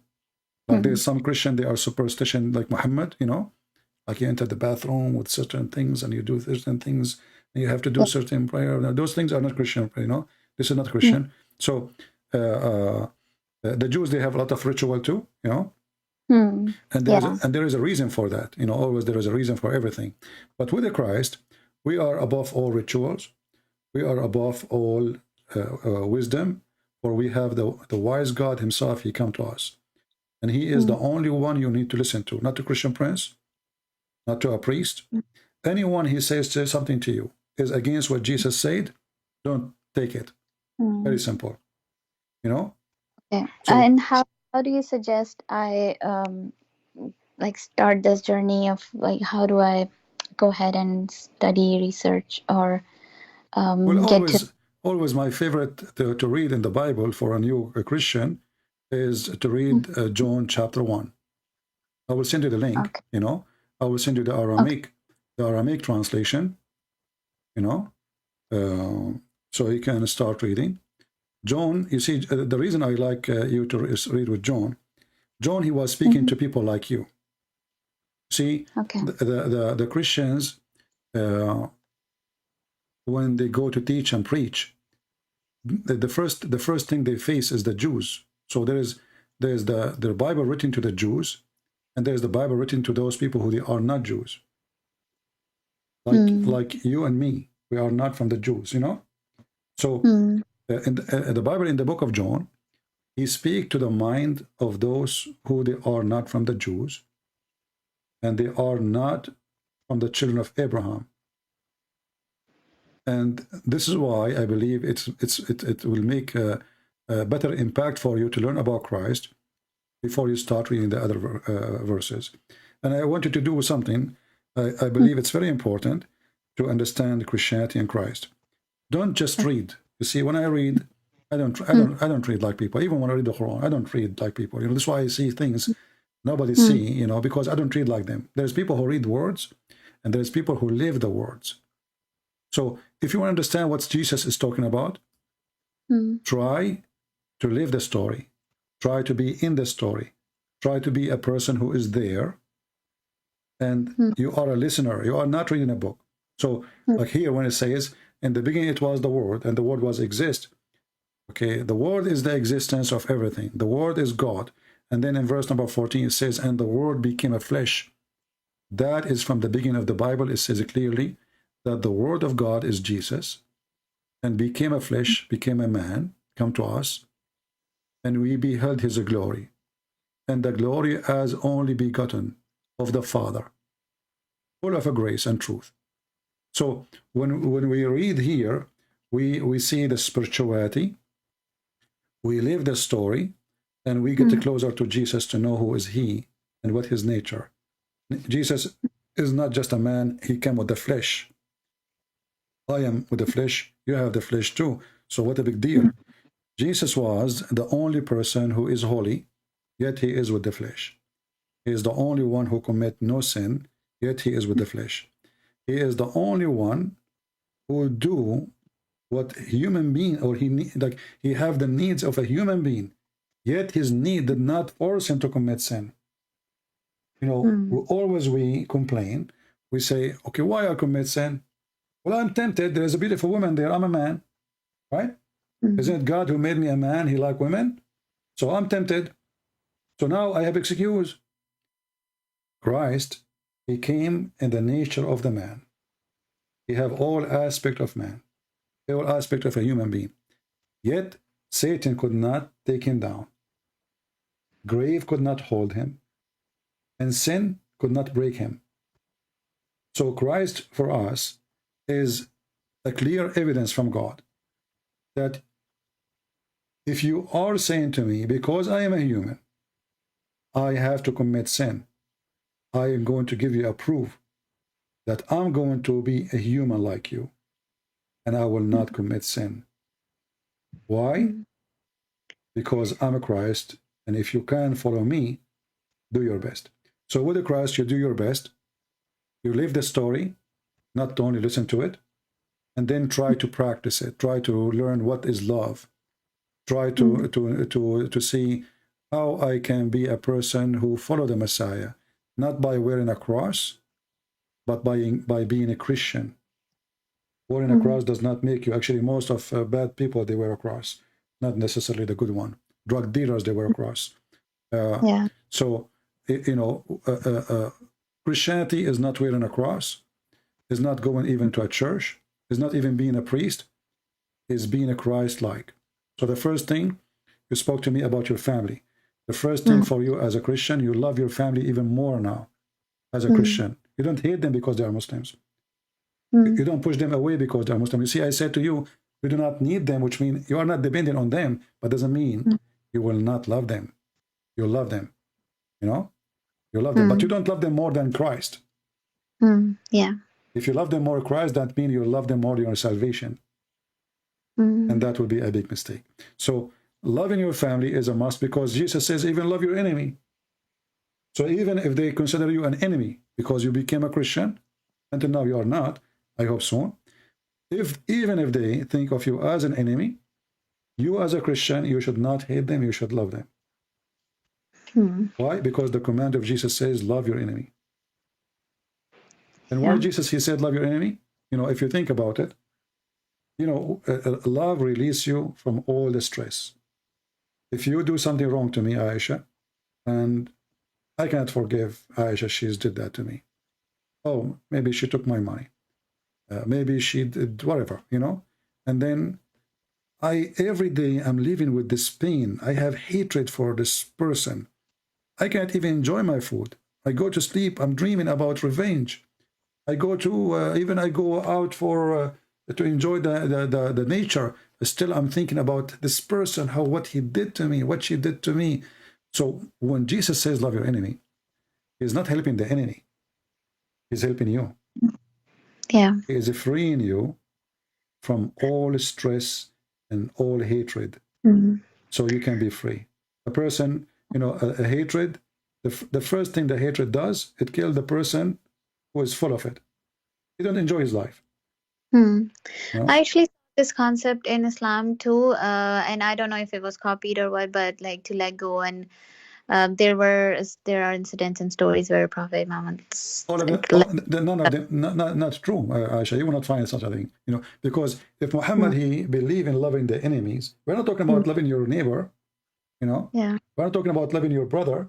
We are talking about loving your enemy. In Islam, there's no such a thing. Some women used to throw garbage on him, and he actually that's a false story. Check it out. I want you to go study, and you will see there's no existence for this story. There's no existence. This not even exist. Oh, okay. Secondly, how the guy he was throwing garbage at Muhammad, when Muhammad he killed all the Jews. I mean, who is the one throwing garbage still? Muhammad he killed them all. Yeah. I mean, and look how funny it is. The Muslim they make those stories. A guy he come and he piss or he throw garbage in the door of Muhammad, and Muhammad is being so nice to this person. Okay, why Muhammad is not nice to everybody then? You know, the Christians, you know, when Muhammad he says attack the Roman and get the blondie girls, they did not throw garbage in his door. And why Muhammad he said I'm going to kick all the Christian, all the Jews from the Arabian Peninsula. Every Christian was bad to him. Actually, the Christian, they were very good to him. Isn't it the Christian who took him a refugee in Ethiopia? Right? Protected him. So why you want to kill them? Muhammad he says, if I became victorious, I'm going to expel the Christians and the Jews from the Arabian Peninsula. And he did. Until now, there's 0 Christians in Saudi Arabia. There's only if you are a worker there, you know, for a company, but you cannot be a Saudi and you are Christian. So if Muhammad is very tolerant as those stories, which is fabricated stories, well, Muhammad then he should not kick all the Christians. What about kicking the bad Christians? No problem. Bad Christian, kick them out. Huh? But you kick everybody? Is it possible that everybody is bad? Even the Quran says, وَلَيْسَ كُلَّهُمْ. So not all of them, they are the same. Not all the Christians are the same. Yeah. So if the Quran acknowledged that in the time of Muhammad, there is bad and there is good. So there is no excuse for Muhammad to kick the Christians, all of them, and all the Jews.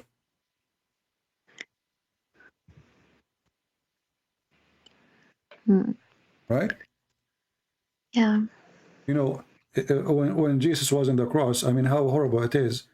You know, like we are talking about a person who threw garbage. And what Muhammad did, he forgave him. We are talking about Jesus, and we find that this story is a fraud too.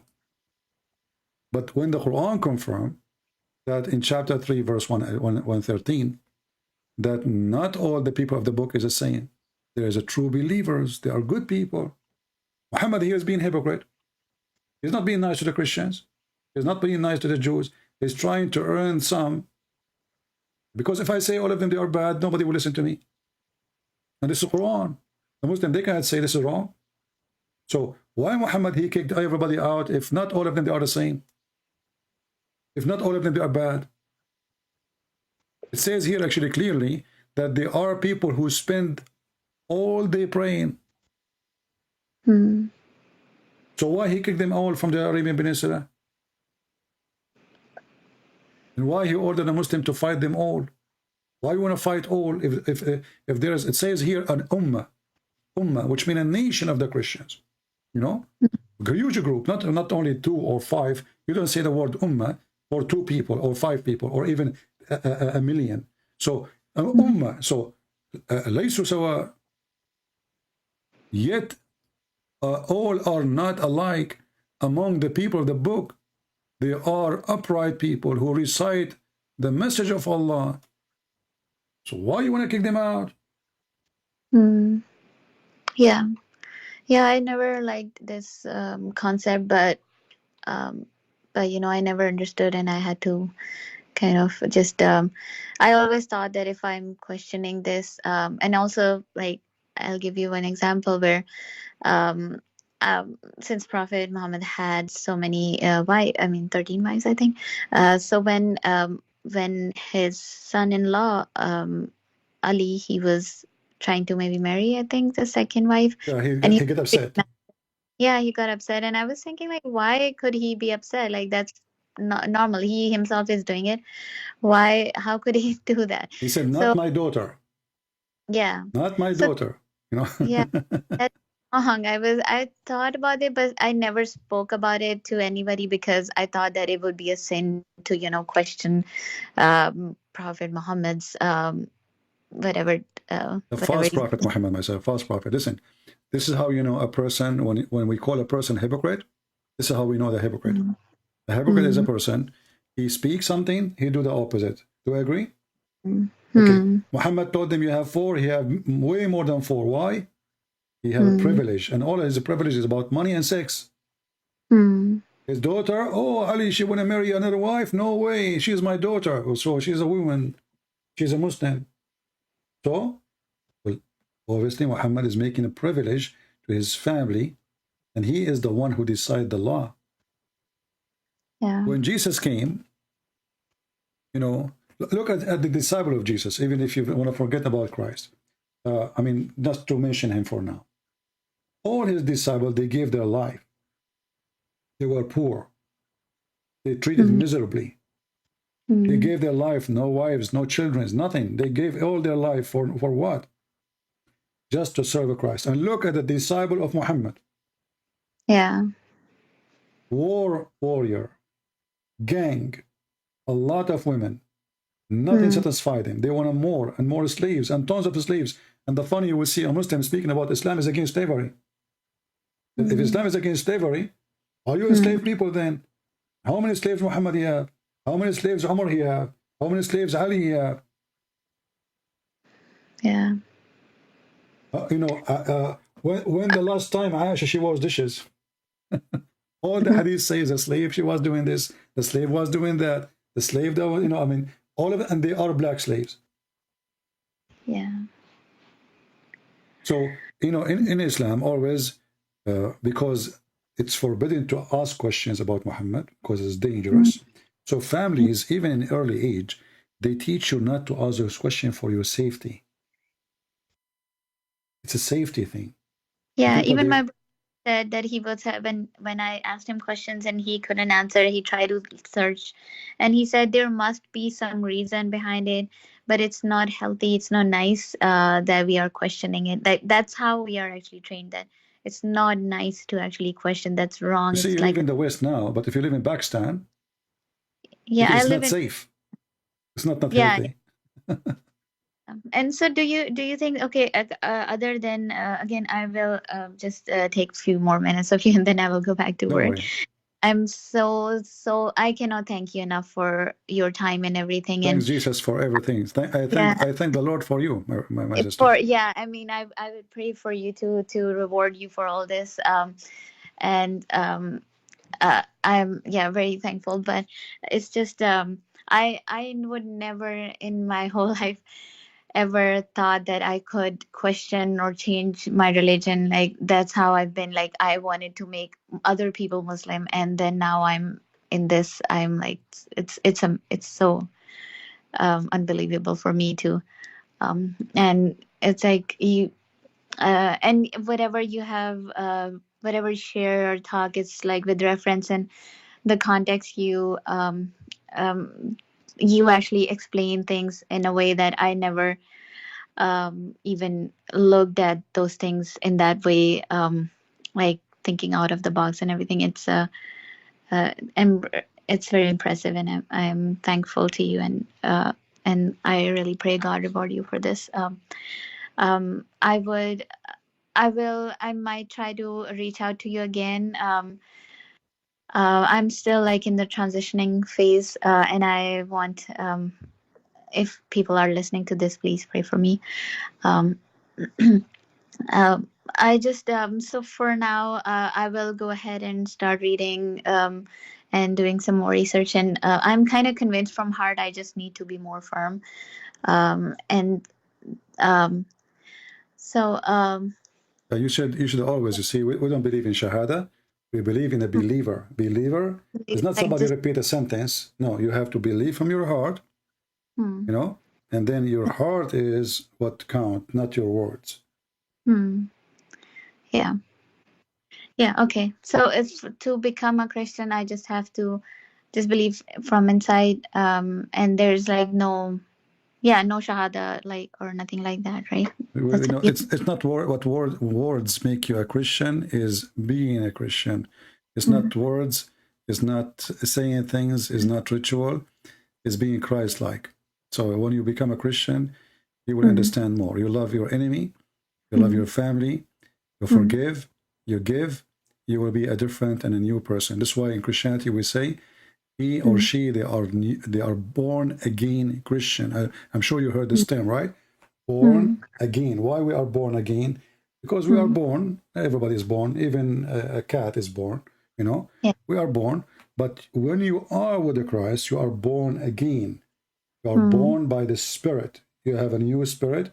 You have a new blessing, and you have a new direction, attention in your life. Which means even your eyes, when they see things differently. Even when mm, your heart feels things, they feel them differently, because you mm, are going to be born again with the Christ. So with the Christ, you will love your mother and your father and respect them more. Even though they are Muslims, doesn't matter. You will love them more.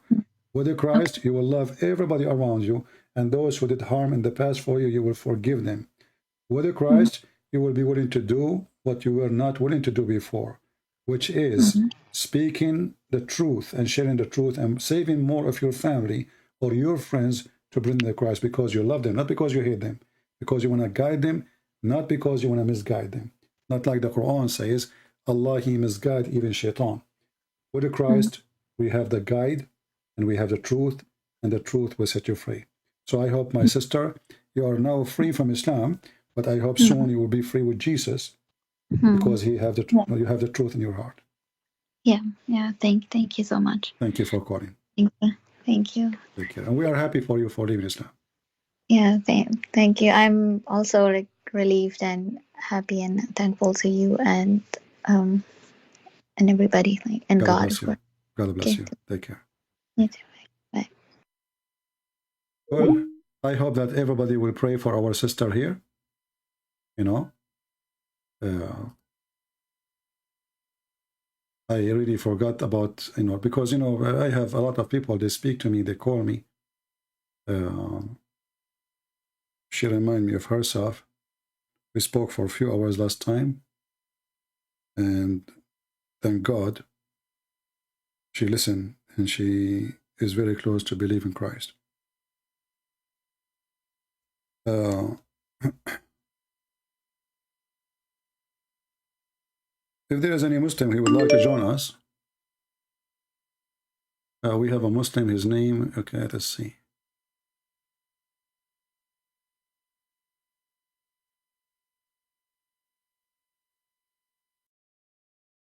Okay.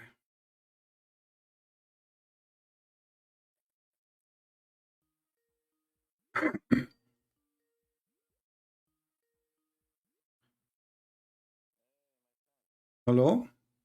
How are you? I'm fine. You are a Muslim, Mr. Farhan? Habibi, I just called you 2 days ago. It's me. I forgot. I mean, do you know how many people call me? Okay, but Okay. you made a claim saying Jesus in Islam is sinless? Yes, Jesus in Islam is sinless. Absolutely. Can I have the reference for that? I would love to All see right. Okay. Do you see my screen? that. I'm gonna see. Okay.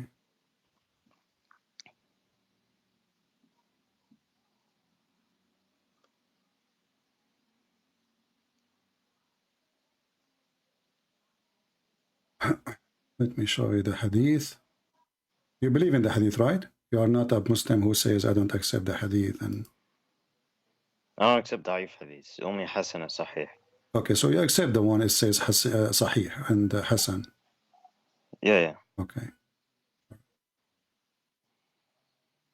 Let me see. And what that will do to you, Mr. Farhan, if this is true? If this hadith is true, that Jesus is sinless. Oh, amazing. Amazing. But that what will do exactly amazing? What does that mean? Just a little surprising, that's it. Okay.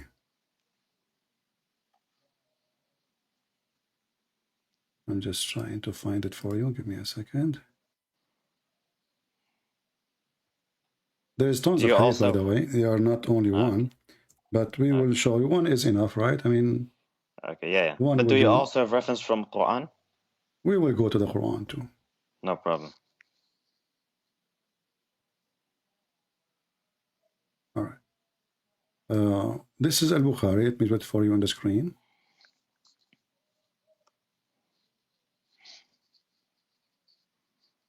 Is my screen showing for you? Just a sec.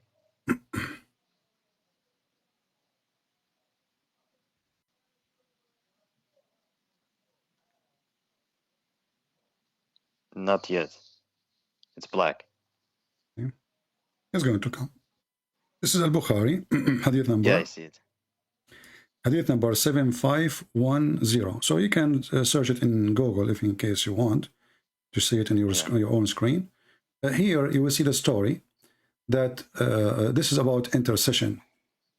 So every one of those prophets, Muhammad here is praising himself that he is the one who will intercede for mankind in the day of judgment. But you will notice here with me that they go to Abraham, they go to Adam, and they say to Adam, can you intercede for us? Adam, you are our father. He says, no. I'm not fit for it. Why? Because he commits sin. And then he says, go to Abraham. He is Khalilur Rahman. He is the beloved by Allah. He is, so they go to Abraham and they said to him, Abraham, can you do intercession for us? He said, I'm not fit for it. Go to Moses. He was the one Allah spoke to him. They go to Moses. And then they say, he says to Moses, can you intercede for us? He said to them, go to Isa. He is the word of Allah and the spirit of Allah. Okay. Now, I want you to read with me here. Okay. Look what the Muslim translation. You know Arabic, right? A little bit. I'm learning.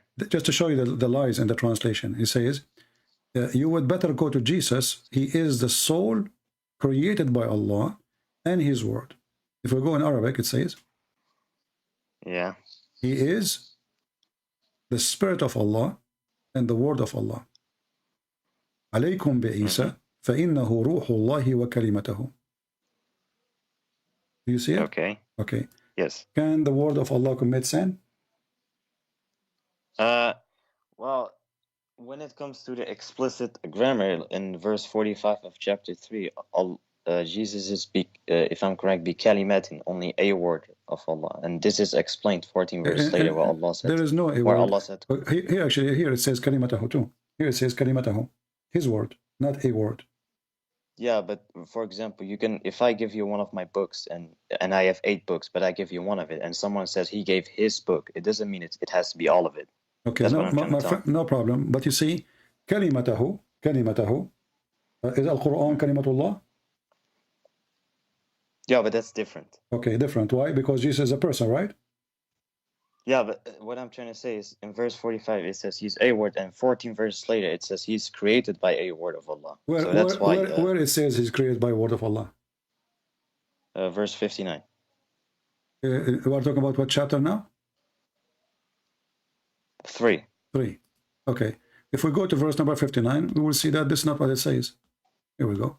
Are you sure? Okay, I'm sure. You see. There we go. Okay.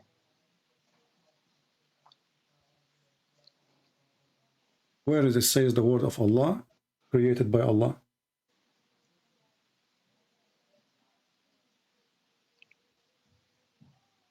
He said kun fayakun. Kun is one of Allah, is a word of Allah. No, kun fayakun is not a word. Kun is an order. It's not a word. This is how Allah He creates supposedly. When Allah He says kun, this is the only word He used to make things exist. He doesn't use different word. Yeah. Correct? Yeah, this is how He created. But this Jesus. is not Jesus. This is not Jesus.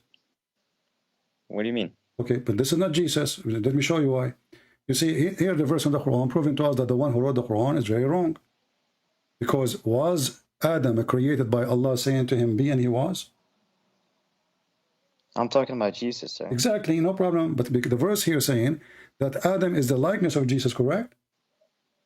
Yeah, they were both created by kun. Okay, but let us examine. Let us examine. Did Allah created Adam by saying to him, be, and he was? Of course, that's what the verse says. This verse saying that, but this is wrong. Because if we go to the Quran, we will find that Allah did not create Adam by saying that. Allah, He created Adam by fashioning him from mud. Right? Yeah. And He breathed into the mud. Correct? Yeah. And then after He breathed, is that done? No, still is not done.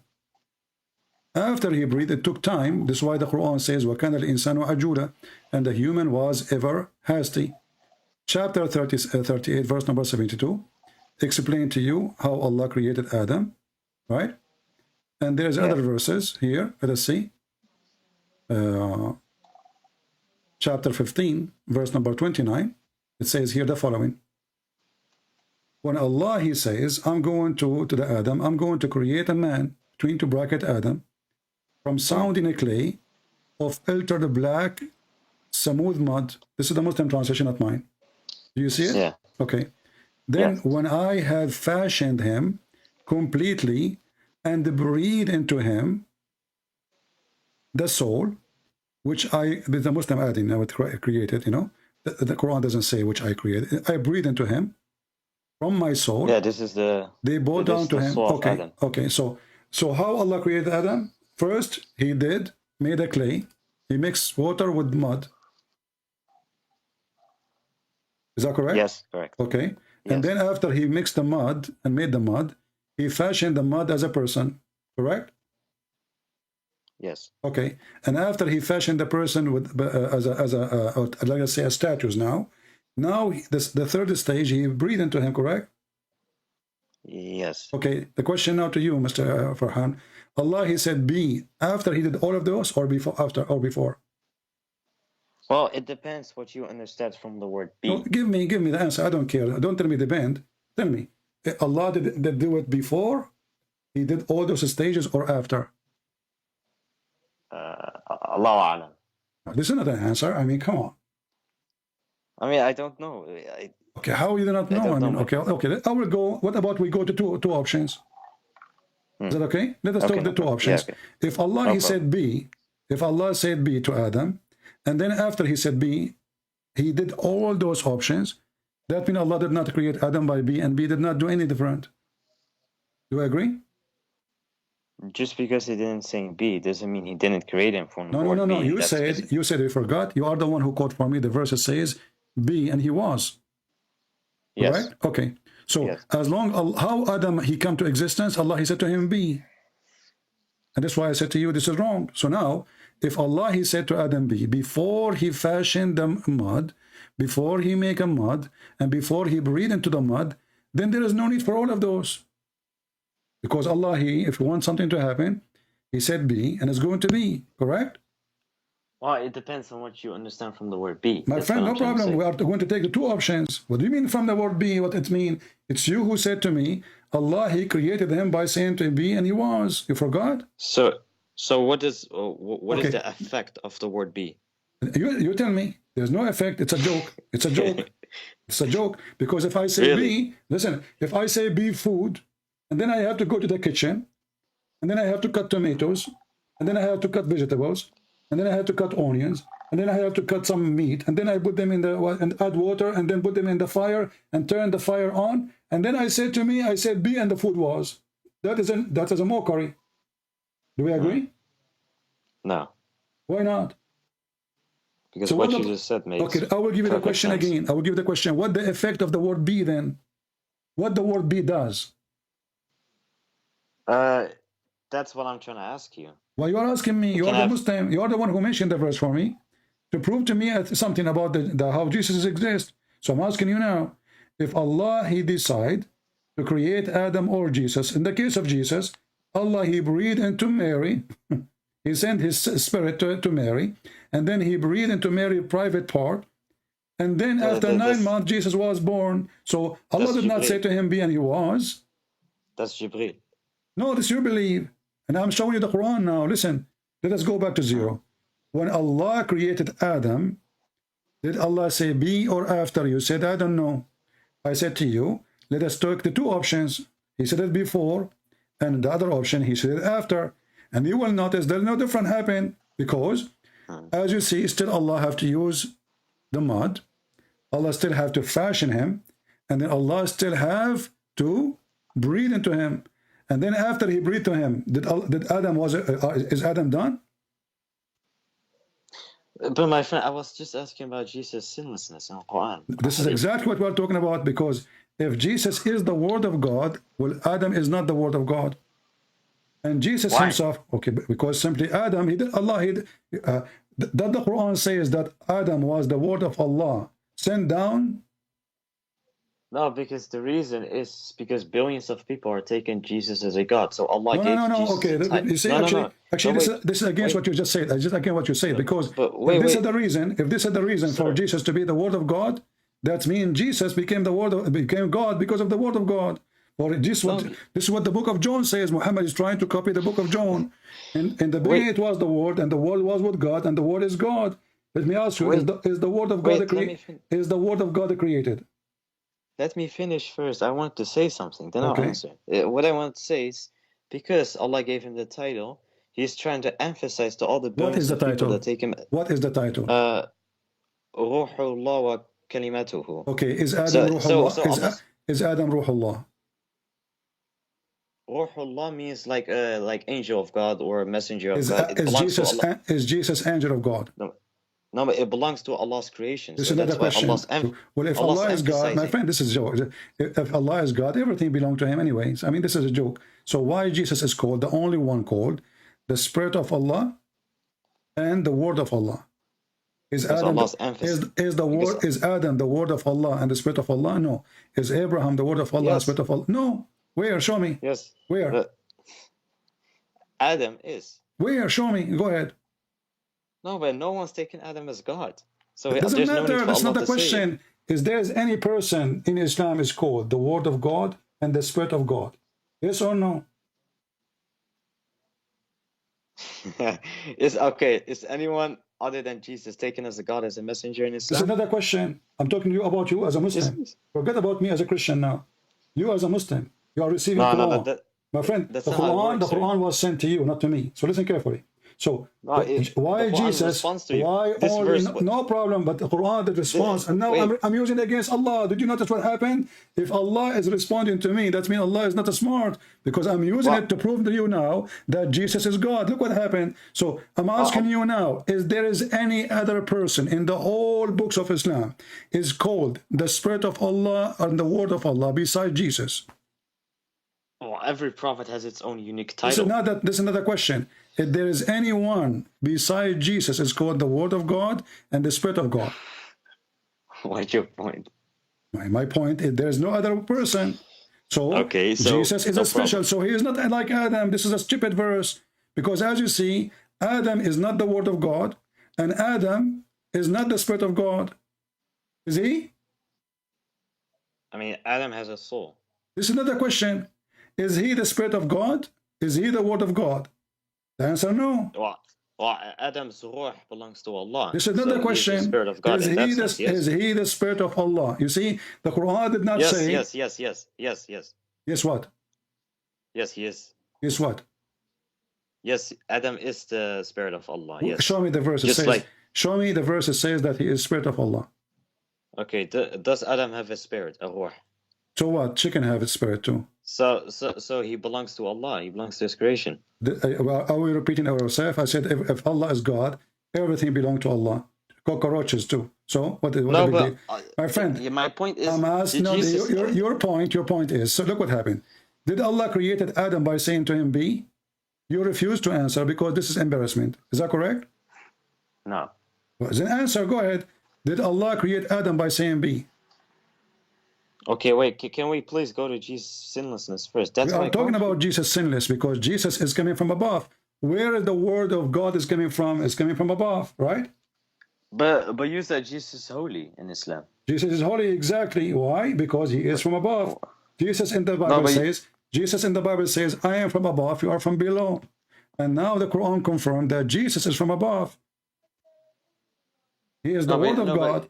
Where was you said okay, listen. There's a verse. So let us go. Hold on. Wait, you said there's a verse. We will go and read the verse in the Quran about Jesus, and we will study it carefully.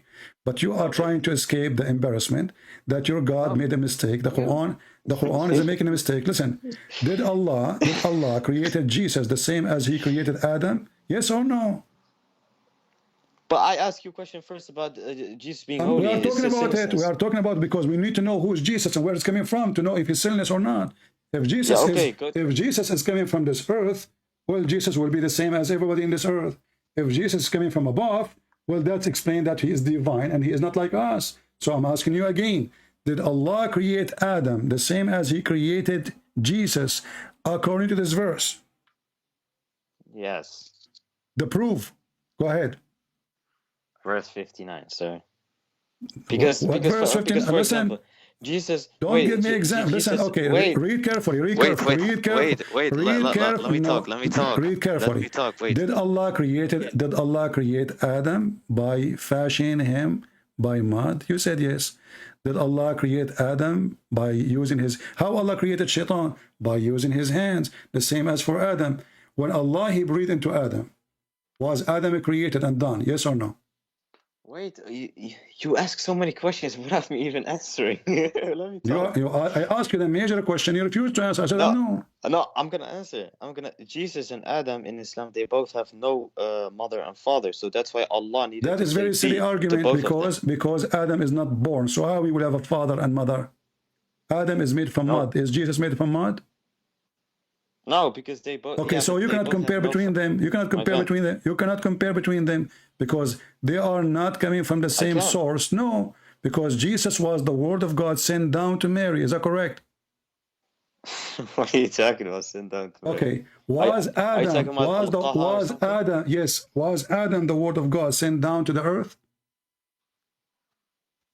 You do know our ruh was in the backbone of Adam before that is another mistake. Another mistake. According to you now, you are a spirit coming from the backbone of Adam. That is the most funny answer ever I heard. Yes, and the hadith says that the 40th day the angel. Yeah, this is exactly what Muhammad, a false prophet, because the sperm is coming from the testicles, not from the backbone. Secondly, How in the world the it's the spirit? soul. The How soul. in the world? How in the world the Talking soul? about the word No, soul. hold on. Muhammad, he says no. He said the nutfa, not the soul. Nutfa is No, not a I'm soul. not talking. I'm not talking about that verse. I'm talking about where in the Quran. Okay, chapter 7, verse. let us go back to zero. You see, you're trying to escape because they are connected.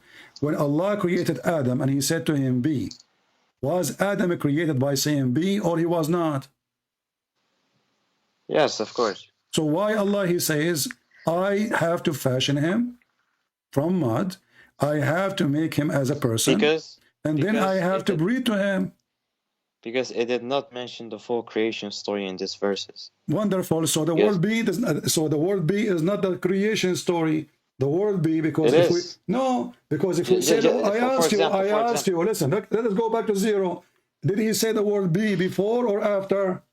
Wait, okay, now let me, for example, the story of Musa in the Quran, there's Don't change the topic. 7 times. When Allah he said, when Allah he said to Adam be, did he say be before he fashioned the mud, he make a statues and he breathed to it, or after? But I have a question. Why do you interrupt so many times with people? You see, because a Muslim, he will never answer unless I force him. This is what a Muslim do. The only way they can escape an argument if they refuse to answer. You cannot do that with me. You have to give me the answer. Listen, this is a stupid thing. Let us make it simple. After Allah, he breathed into Adam. Was Adam alive? After Allah breathed into Adam? Yes. Okay, what if I show you it's not true? It's not done. It's not, show me. Go ahead. This is your Quran. It says, chapter 17, verse number 11. Okay. وَكَانَ الْإِنسَانُ عَجُولًا. Chapter what? Chapter 17, verse number 11. And you are the one who mentioned that you listen to your prophet. So listen to your prophet. Your prophet, he said, and this is according to Ibn Kathir, that when Allah created Adam, he breathed into him, and Adam, he tried to stand up, but he could not. So he said to Allah, finish me before the sun set. Is that true? The part where it says finish me before sunset, isn't that like from a weak hadith? Everything is weak in Islam, my friend. You are weak too. Isn't it? Aren't you ashamed even to say the weak hadith? That means we cannot trust a Muslim, we cannot trust Islam, we cannot believe in Islam, because there's tons of stories. Then anything we say to the Muslim, they will say, oh, we Muslim, we lie. We have tons of stories not true. This is Quran. This is Quran. And this is your prophet, and this is your scholars. Listen, so it says here, Salman al-Farisi said from Ibn Abbas, mentioned the story of Adam, when he wanted to get up before the soul reached his feet. When his soul was breathed into him, it entered his body from his head downward. When it reached his brain, he sneezed. And he said, Alhamdulillah, look, Adam, he speak Arabic before Arabic exist. And then Allah said to him, may your Lord have mercy on you, Adam. When it reached his eyes, he opened them. And when it reached his body and his lips, he started staring at them. In wonder, he wanted to get up before it reached his feet. He could not. Do you see it says could not?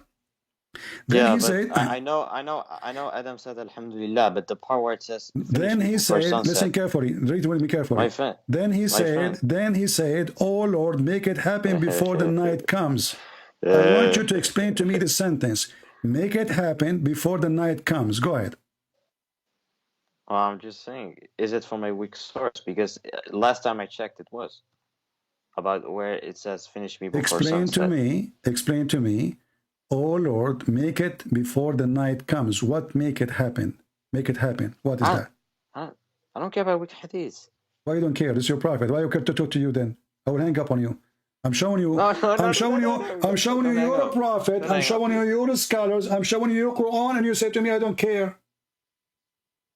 No, but it's the part. I just told you. Is it from a weak source? Because the last time, if it's weak source, why Ibn Kathir is using it? What's wrong with you Muslims? If this is garbage, why Ibn Kathir go to the garbage, jump in the dumpster, and he look inside and he take it and he put it there?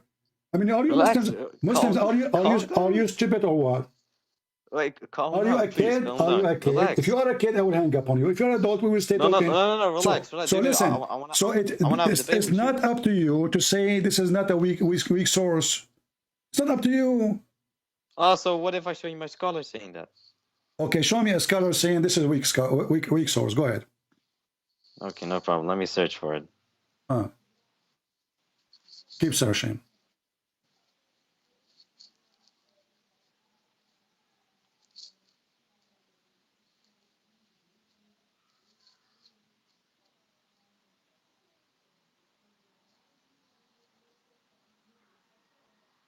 It's going to take you I'll long? be back. Okay. You will be back? Okay, you know what? Yes, you can call me tomorrow if you want. But let us finish here. So when Allah, he said be, as long you have no answer. And you see, here you see the Muslim lies. I mean, they make a statement without any proof because they are just trying to escape. So I'm asking you now again, when Allah, he said to Adam be, was Adam made by be, or still Allah have to do action? it depends what you understand from Stop the word saying be, to my me friend. depend. If you want to speak to me as an adult, speak like an adult. Give me the answer, depend. Okay, but you said in Quran, Allah calls Jesus holy. Can you prove it? Well, we will show you, the Quran, chapter 19, verse number 19. It says he is the Holy Son. So why, according to you, only people who are called holy are gods, Listen. You are trying to escape, but you want to go there? We will go there. In chapter 19, listen, Farhan. Chapter 19, verse number 19. What is the description of Jesus? He is the Holy Son, isn't he? Yes. Okay, so he's holy. Yes. So anyone who's holy is God, right? Why you are trying to argue with me that if Jesus is holy or not, when your Quran saying he's holy, did your God lie? Okay, no problem. So anyone who's holy is no God. problem. There's a big problem because nobody holy. There's nobody is holy save God. Oh, so why does the Bible say Is Muhammad? Hold on. Is that holy angels? Is Muhammad? You are a scale like your prophet. God knows what entered into his anus. Did you put something in your anus, brother? There's something in your anus. What happened to you? So the Quran says that the only one is holy is God. Do you agree or not? It says pure, not holy in the Quran, and your Bible says holy angels. Okay, hold on. Listen. The Abdul, he just said that it says he is pure, so Jesus is pure. What is the difference between Jesus the pure and holy? Go ahead. Pure and holy? Well, the word holy can have many definitions. Here we go. The definition. Okay, Jesus is the pure. You said to me, are you saying this translation is false? Well, Qudus is like pure, holy. I'm asking you, is this translation is false? Which translation? Which translation? Chapter 19, verse number 19. It says he is the gift of the Holy Son. It's not accurate. Not accurate. You said, so what is the correct translation? Pure Son. Okay, is Muhammad the pure Son? Yes. You did laugh a second ago. I will make you laugh higher now because it's going to be hurting you. So isn't it the Quran says that Muhammad, he commits sin and he is a sinner? And Allah will forgive him for the past and the coming sin? When someone sins, it doesn't make him non-pure. It can be pure and profited as well. Okay, so Muhammad is a sinner, but he's pure. Well, for example, Muhammad said that every person. I want you to scream again. So you just say that your prophet is a pure sinner. What are you talking about, pure sin? You said to me he's a pure. We're talking about Jesus now, so I'm going to answer talking about Muhammad. Already we spoke about Jesus. So the Quran in chapter 19, verse number 19 says that he is a gift. He is not just anyone, a gift sent from heaven. He is a gift from God, not anyone. In the top of that, he is, listen, potato, he is holy. You said this is false translation. I said, what the correct translation? You said pure, but the pure is holy. Because the pure means he has zero sin. Now, you're a prophet. I asked you, is he pure? You said yes. Correct? Yeah, well, the Quran says that Allah was to, if any person says Allah was to destroy him from creation, and there's a hadith where Muhammad said, listen, what I'm asking you, is your prophet pure? Wait, Muhammad said, if Jesus and me were to is Muhammad pure? Listen to me. Abula, is Muhammad pure or not? Pure in what sense? I don't know. You are the one who used the word, and you don't want to use it no more. Yeah, I because mean, this Muhammad donkey. said, Don't call me. Don't call me. You're just no, a stupid donkey. You know. I mean, and they say to me, you need to have patience. In what sense? You are the one who use it. Don't call me. Don't potato. Muta boy. In what sense? In what sense? Did Allah say be before or after? In what sense? Depend. Coward. When the Bible speaks about the holy, the Bible confirmed that every human being is a sinner. The holy saints, they are called holy, for now they are with God and they are purified from their sin. Your prophet is a sinner in front of you. Jesus is not. And this is why in the Quran you would not see that Jesus needs to be forgiven from his sin. But you will see your stupid Quran saying that Muhammad, and look at this verse here, that Allah may forgive your sin in the past. This is a wish. This is cannot be from God, because Jesus in the Bible says, go and your sin is forgiven. He did not say to him, go and maybe God will forgive your sin. He says to him, go and your sin is forgiven. Your God even could not forgive the sin of Muhammad. And not only that, the Muslim, they lie and they say that the Christian Catholic, they have the Pope, they give them certification to forgive their sin. They pay him money, they pay him money. And then we check it out to see where is that. You will find that this is in the Quran. A license for sin, the past and the future to come. Actually, there's a hadith where the Muslims, they say to him, you know, Muhammad, your God, he forgave to you. You're asking us to do things, but you are not being fair. Your God forgave to you your sin in the past and the one to come. Let me find you the hadith.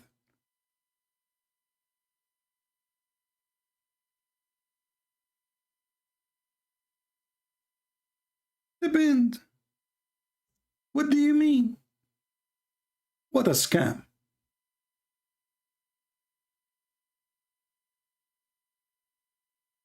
So anything will be embarrassing. It depends. What is the answer? Did Allah create Adam by saying be before or after? Depend. Maybe.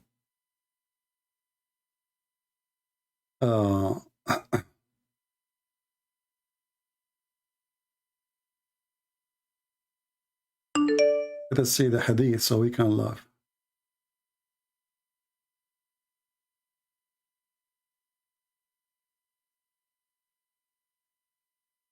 And he got really upset.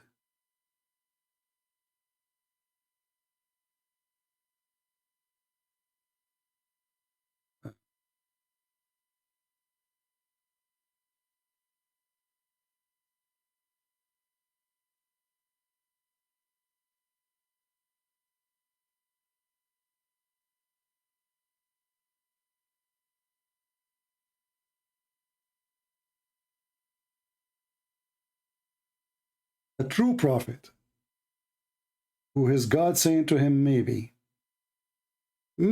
God will forgive your sin. You, Farhan, you are calling me. You want to call? You want to say to me again, maybe? Let us see.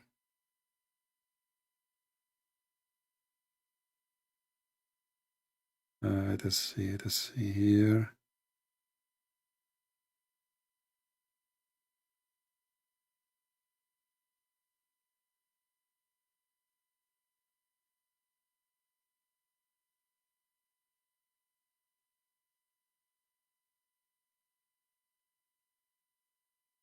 I don't like to mention something without proof.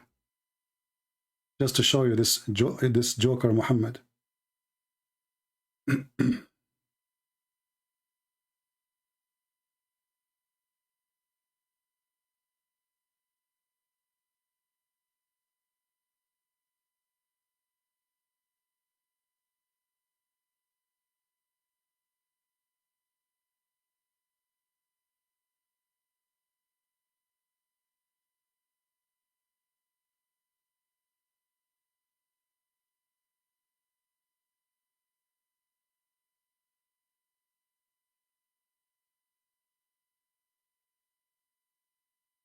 We will find it.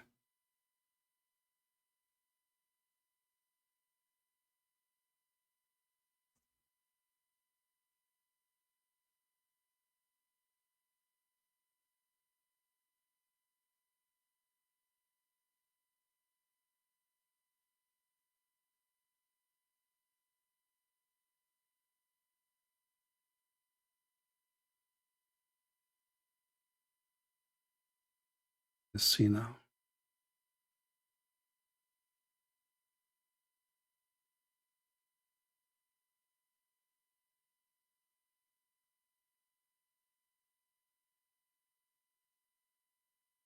The prophet of the Abdul. Allah, he said to him, be, and he was. And then we find that the be and the was doesn't make any difference.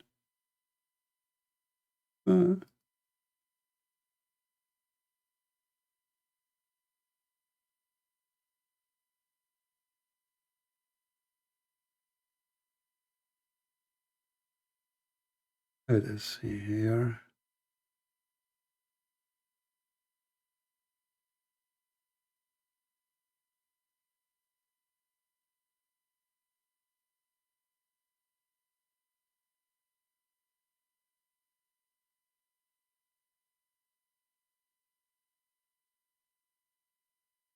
It's taking some time to find it, but we will find it. I will not skip it.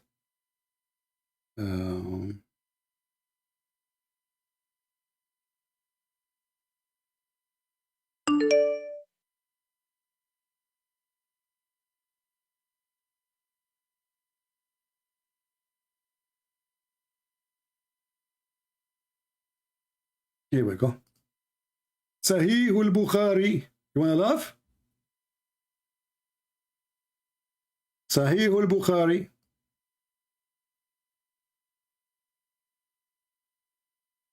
This is your prophet.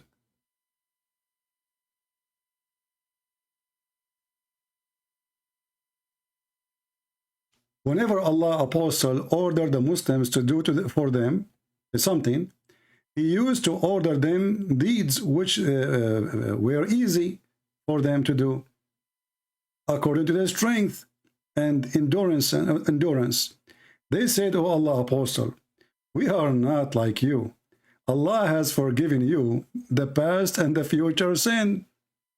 So Allah apostle became angry, and it was apparent in his face, and he says, "I am the most Allah fearing, and you know Allah better than, and I know Allah better than you do."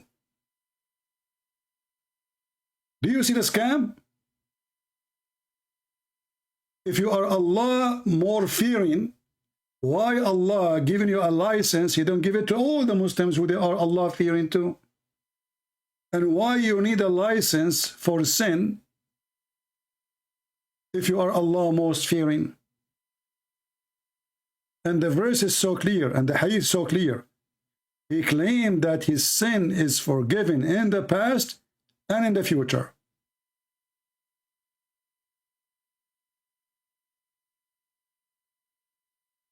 And this coward Farhan, he will never answer a question, so I will call him one more time.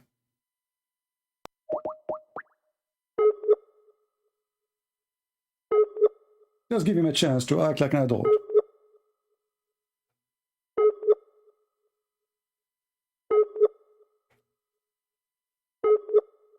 Look like he is not answering. Let us see another Muslim.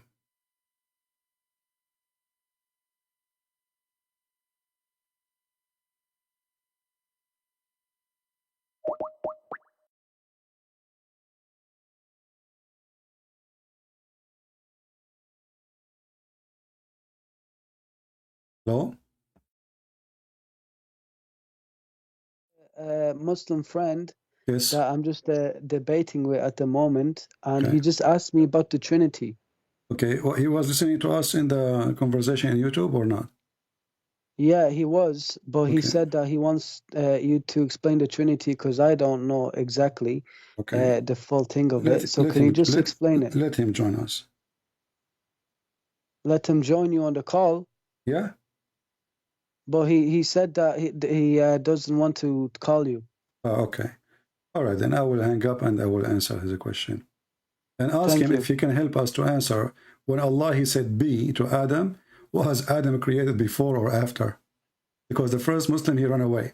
Because this is a big mistake in the Quran. Anyway, my friend, thank you very much. I will answer. Thank you, bro. Thank you. Thank you. You know, when somebody, he says, explain the Trinity, obviously, if you want to take a little effort of yourself reading the Bible, you will know what the Trinity is. Very simple. And the funny is, you will find that a Muslim today, any Muslim, you ask him, what is the Trinity of the Christian? He says, Father, Son, Holy Spirit. If we go in the Quran, you will find that Muhammad himself could not figure it out. And he claimed that Allah told him that the Trinity is Mary, Jesus, and Allah. Then you go in the Quran, you will find that Trinity does not exist. Why? Because the Quran says that the Christians believe that the Messiah is Allah. But if the Christian believe that the Messiah is Allah, so who is the second person and who is the third person? Obviously, the one who wrote the Quran, he have no idea what the Trinity is. So I'm not blaming our friend here, who is a Muslim, following the Quran. He do not know what the Trinity, because his God do not know what the Trinity. We Christian, we don't believe that the Messiah is the Father. The Quran says, chapter 5, verse number 17, they commit blasphemy, though indeed those who say that Allah is the Christ, the Son of Mary. First, we don't believe in Allah. Even some Arabic translation use the word Allah for the Bible. But this is after the Muslim occupation. But we don't believe in Allah, period. Same time, we don't believe that God the Father is the Messiah. That is a big mistake. Because if this is the case, who is the second person? Because now we eliminated two persons, we made them one. Allah, according to the Quran, aka the Father, is the Christ. So if the Christian believe that Allah is the Christ, who is the second person? Who is the third person? If there is, this will not be third person no more. This will be fourth person. So here it shows you the ignorance of Muhammad. And then different verse, he says that, actually in the same verse, he claimed that the Christian, they worship Mary as part of the Trinity. And then the Quran says, if Allah want to destroy them, if they are God, he can destroy them. But this talk is cheap. Shouldn't you destroy Mary when she was alive to prove to us that you can? I can say, well, my God can destroy Muhammad. And actually, he did. So, the Quran brings us false reference about Jesus and do not know what is the Trinity is. Now, we go to the Bible. In the Bible, from the beginning of any book in the Bible, you will see clearly that the Trinity is all over, even in the book of the Jews, which is the book of Exodus, with the book of Genesis. With any book, you will find that God is Spirit. God came to Abraham as a man. So if we go right away to the first verses in the book of Genesis, we will see that God in his Spirit, God who? God the Father.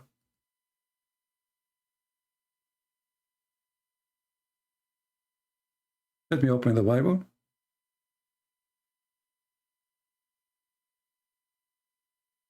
And you know, the nice thing about the Bible is not the same as the Quran, where you find the story all over the place, because Muhammad, he is not really a prophet. In the beginning, God created the heaven and the earth. Okay. And the earth was without form and void, and the darkness was upon the face of the deep.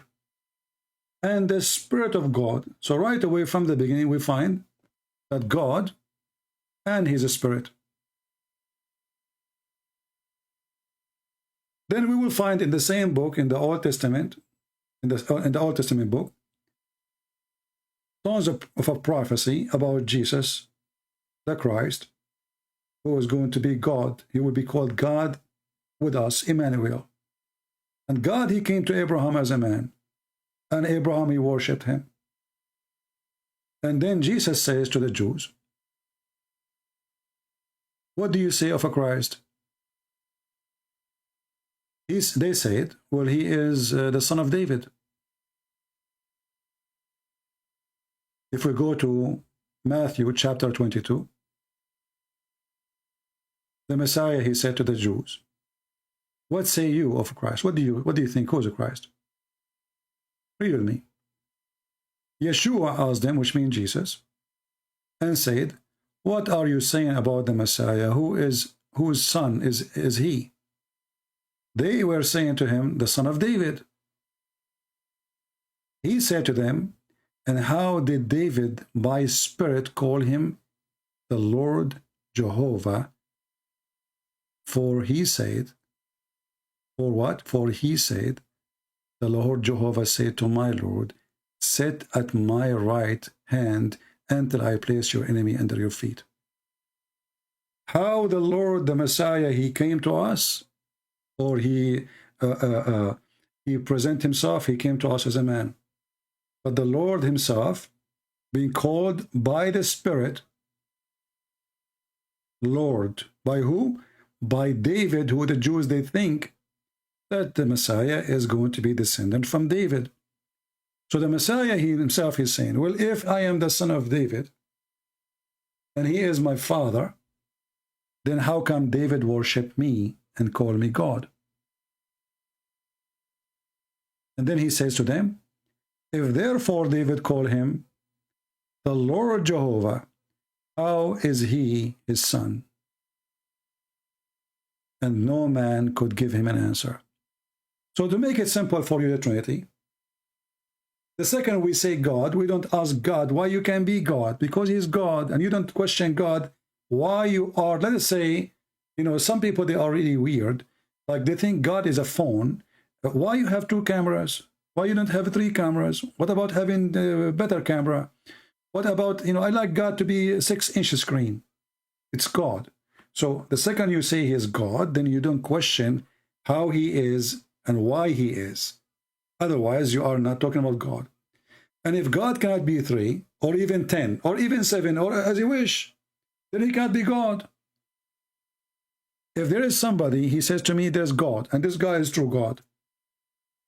Okay, well, can this God appear to me as a fire? He can. Okay, so how God become a fire? He's God. He can be whatever he wish. And actually, you will see the story here in the Quran, which is a story from the Old Testament. And the Quran, because it's made by a thief,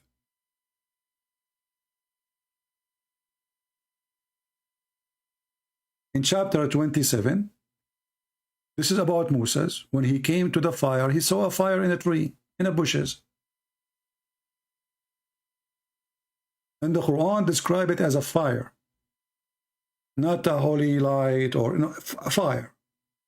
So he came to the fire. He said to his family, I'm going to go. I saw a fire from far. I'm going to get some fire from there. And, you know, we can light some wood here and we get warm.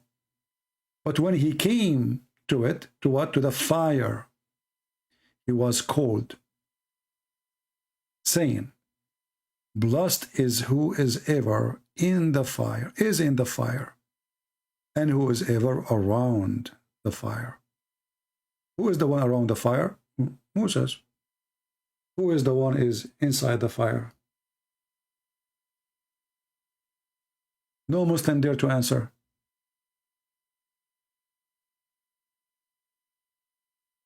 But the answer in front of you, it says, he was called, which means a voice heard. And what the voice is saying? O Moses, verily it is Allah, the Almighty, the All-Wise. So now if I go with the Muslims and their logic, Allah is one, but now Allah is a fire too.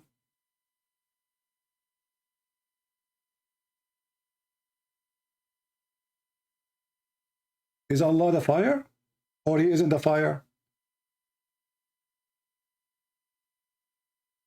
Let us go to different verse in the Quran.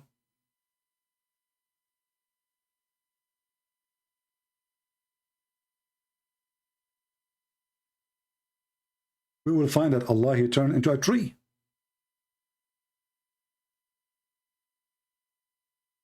Chapter 28, verse number 30. But when he came to the fire, a voice was heard from the right bank of the valley, from a tree, in a hollow wood ground. O Moses, verily I am Allah, the Lord of the world. So look what happened. Muhammad, he cannot repeat the story, by the way, twice correctly. In the other chapter, there's a fire. In this chapter, there's no fire. The Muslim, they say to you, if you go a verse before, you will see the fire. But hold on. Yes, it says there's a fire.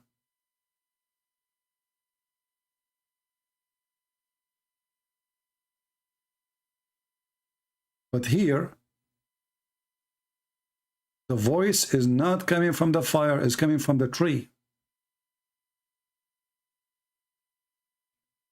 So when the other verse says, blessed is the one in the fire, who is in the fire?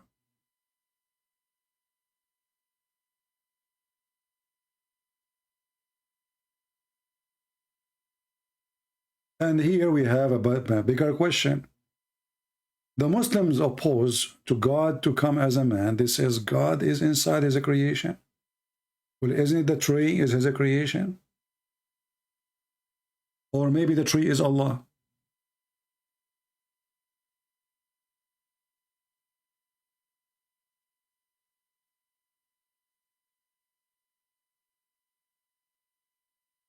So the Trinity, very simple. This is how God he is. 3-person. You don't like to follow 3-person God, don't follow him. But your God, Allah, cannot be 1.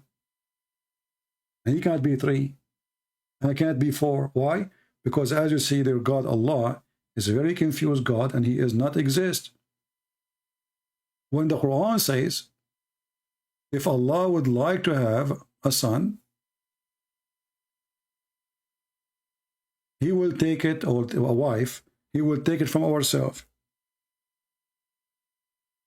If Allah is 1, how Allah will marry a wife from ourselves? Do you have a kind?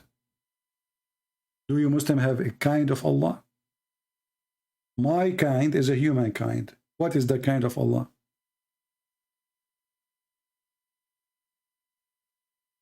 Look at the first translation here. It says, we have found one near at hand.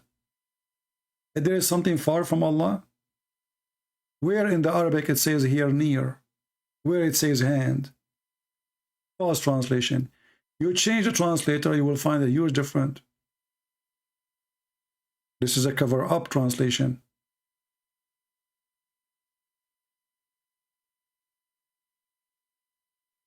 Look what happened.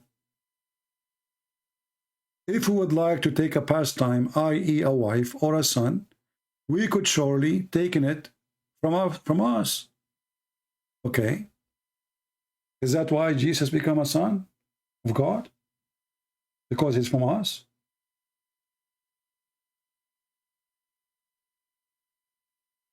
So if Allah want to take a son, it's possible. He will choose one from us. That means there's many Allah. Because if Allah won, how Allah became us? Now remember, the Muslim, when they say, oh, when we say the word we are speaking about Allah as a majesty. Well, even that is a proof that Islam is false. Why? Because if Allah, he used the word we to make himself majestic, that means Allah, he don't like himself to be one. He like himself to be many. Otherwise, why he is using we, which is a fake we? Is he we or one? If he is one, but he like to call himself we, as you claim to be majestic, well, that's mean he is copying the human being majestic. And the king, when he say we the king, he is speaking in the authority of the names of the nobles who they made him a king. He don't have a single authority. That's why he say we. Allah, he say we what? He said to you, Allah, he speak about himself to be majestic. But that's mean Allah will not look majestic unless he is many. It's not fit for Allah to be one. The proof, he called himself we. And then the garbage continue says, well, if we would like to take a wife or a son, we for sure we will take it from us. How many Allah there is? So when a Muslim, he says the Trinity, my friend, the Trinity is very simple. God, in order to be able to see him, he come to you as a man, because nobody can see God the way he is exactly and live. The Quran, by the way, copy the story from the Bible, says the same. You cannot see God. Your God, he claimed that in order not to destroy the earth, he wear a veil.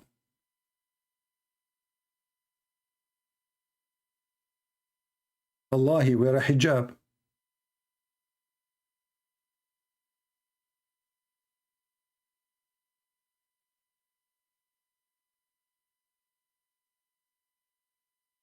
Allah, he is wearing a hijab, a veil. Chapter 42, verse number 51. So the Trinity is God without a veil. God who come to you in a person. And that person is the Messiah. So you can see him. You can touch him. You can witness him.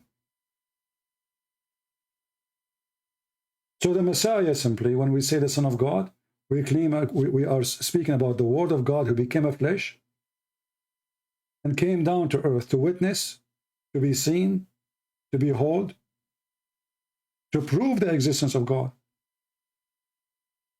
Because God is just a word, nobody can prove it. A Muslim, he say, if you have God, he never saw him. Muhammad never spoke to him. The Quran came to him by Jibreel. What if Jibreel is Shaitan? Who knows who's Jibreel, this guy? There's any proof of it? In the case of the Messiah, that is God who came to us. We do not need God to prove that he exists no more. For God himself, he came to us. And if I say how God can become one and three, well, if God cannot become one and three in the same time, well, he is not almighty. It's impossible for you, but it's not impossible for God. This is why we call him God. So, can God be one and three in the same time? If you say no, well, then he cannot be God, because there is something he cannot do.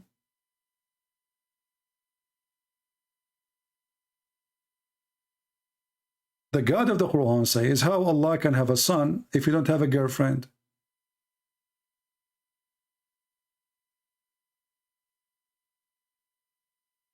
Additional proof that Allah can't be God, because the God of Mary, he have a son, and Mary, she don't have a boyfriend.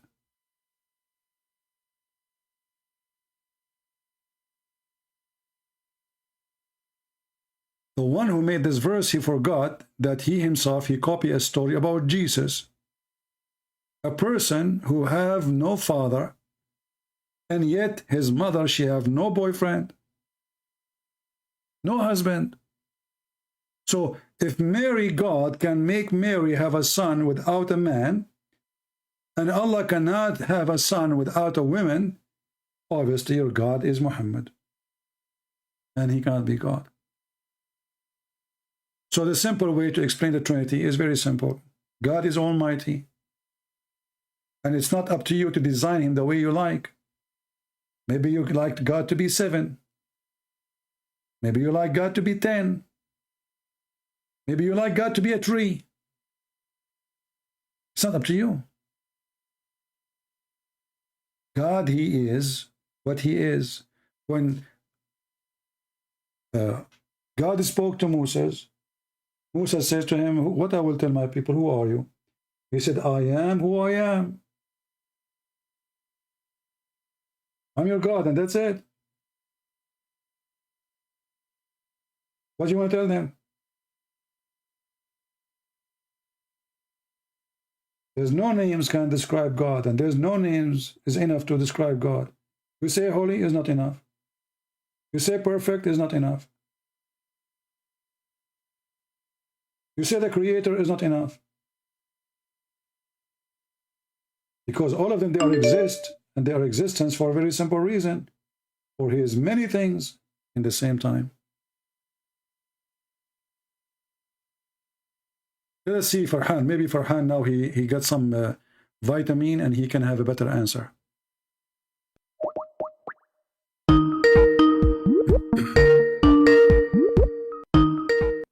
Hello? So Farhan, you will speak like a adult or you will speak like a kid? Yeah, okay. I'm going to prove Jesus is not sinless. That's Okay, my no, point. you need to answer me first before we go there. No problem. You can prove as much as you want. No. So when No, Allah wait. he said be, when Allah he said be, and he was, he said it before or after he made mud, he fashioned the mud, he breathed into the mud. Go ahead. Why are you asking me this dumb question we already went through? My friend, you did not answer me. I need answers. Here we are seeking answers. We are not seeking conversation. We are seeking answers. You are the Muslim. You are the one who laugh always, my friend. I want you to laugh more. So did Allah say be before he said to him, before he made mud? My friend. You made a claim say Jesus is sinless, so I'm trying to disprove it. I showed you a verse from the Quran saying that Jesus is holy. You said to me he is pure. It's the same. Because the one is pure is the one he is the one who commit no sin. Yeah, you can be pure from ablution, from for sexual immorality, from sins, from prophethood. He is pure from everything, and you are a liar again. Because the second you say he is pure, it means he's pure from everything. Did your God Allah say he is pure from sexuality? Did he say the word sexual? Did he say the word sexuality? Okay, no, he didn't. He said he is pure. That means he is pure. So shut up. So now. No. Why did Muhammad say? Listen. No. Listen. So no. You are scared. You are a potato. So when Allah he said be to Adam, did he say the word be before he created Adam, making the mud and fashioning the mud, or after? Can I just make one sentence? You can make as many sentences as you wish after you answer this question. After you answer this question. But my friend Muhammad said, if me and Jesus were to stand before Allah on Judgment Day, then Allah would destroy both of us from even the judgment of the shadow of our fingertips. What does that mean? Him and Jesus. What does that mean? It means they're both sinless. Because what? Sinful. It means they're both sinful. Both, okay. According to your logic. Okay. According to your logic. So I will go with you now. Your prophet, he said that. That means your prophet is a liar. Why? Because you are the one who says to me that Jesus is pure. So why Allah will destroy somebody is pure? Did I say he's pure from sins? He's pure from what then? Profited. He was born as a prophet. He's pure. He was born as a prophet. Profited. Your prophet is the Quran says a sinner. And just to show you that you are ignorant, isn't it your God Allah, Aka Muhammad says, that if you don't commit sin, Allah will destroy you? Yes. Okay, so that means you are stupid. So the example you gave me is an example showing to me that Allah is mentally ill. Because you said to me, Allah will destroy them because they are having sin, correct? Every child of Adam is a sinner. Listen, every child of Adam, okay, aren't you the one who just said that? You just said, every child of Adam, the prophet said, every son of an Adam, shaitan touch him, except Mary and her son. Is that correct? And Muhammad also said that every child of Adam. Did he say that one by one? Yes. Okay. So why shaitan cannot touch? Why shaitan cannot touch Jesus and his mother? Because Allah, the father or mother of Mary, made a prayer. Okay. To Allah, Allah, protect my offspring from the curse of shaitan. Exactly. So now Jesus and Mary are protected by Allah. Do we agree? Yes, but now was Muhammad protected by Allah? Well, Muhammad said my shaitan turned out to be good and became Muslim. Okay, guys, Muhammad, he said my shaitan became good and became a Muslim. But was Muhammad protected from shaitan? At his birth, no. This is not a question. Was Muhammad protected from shaitan? This is the question. No, I'm asking you about Muhammad's life. Was Muhammad protected from shaitan?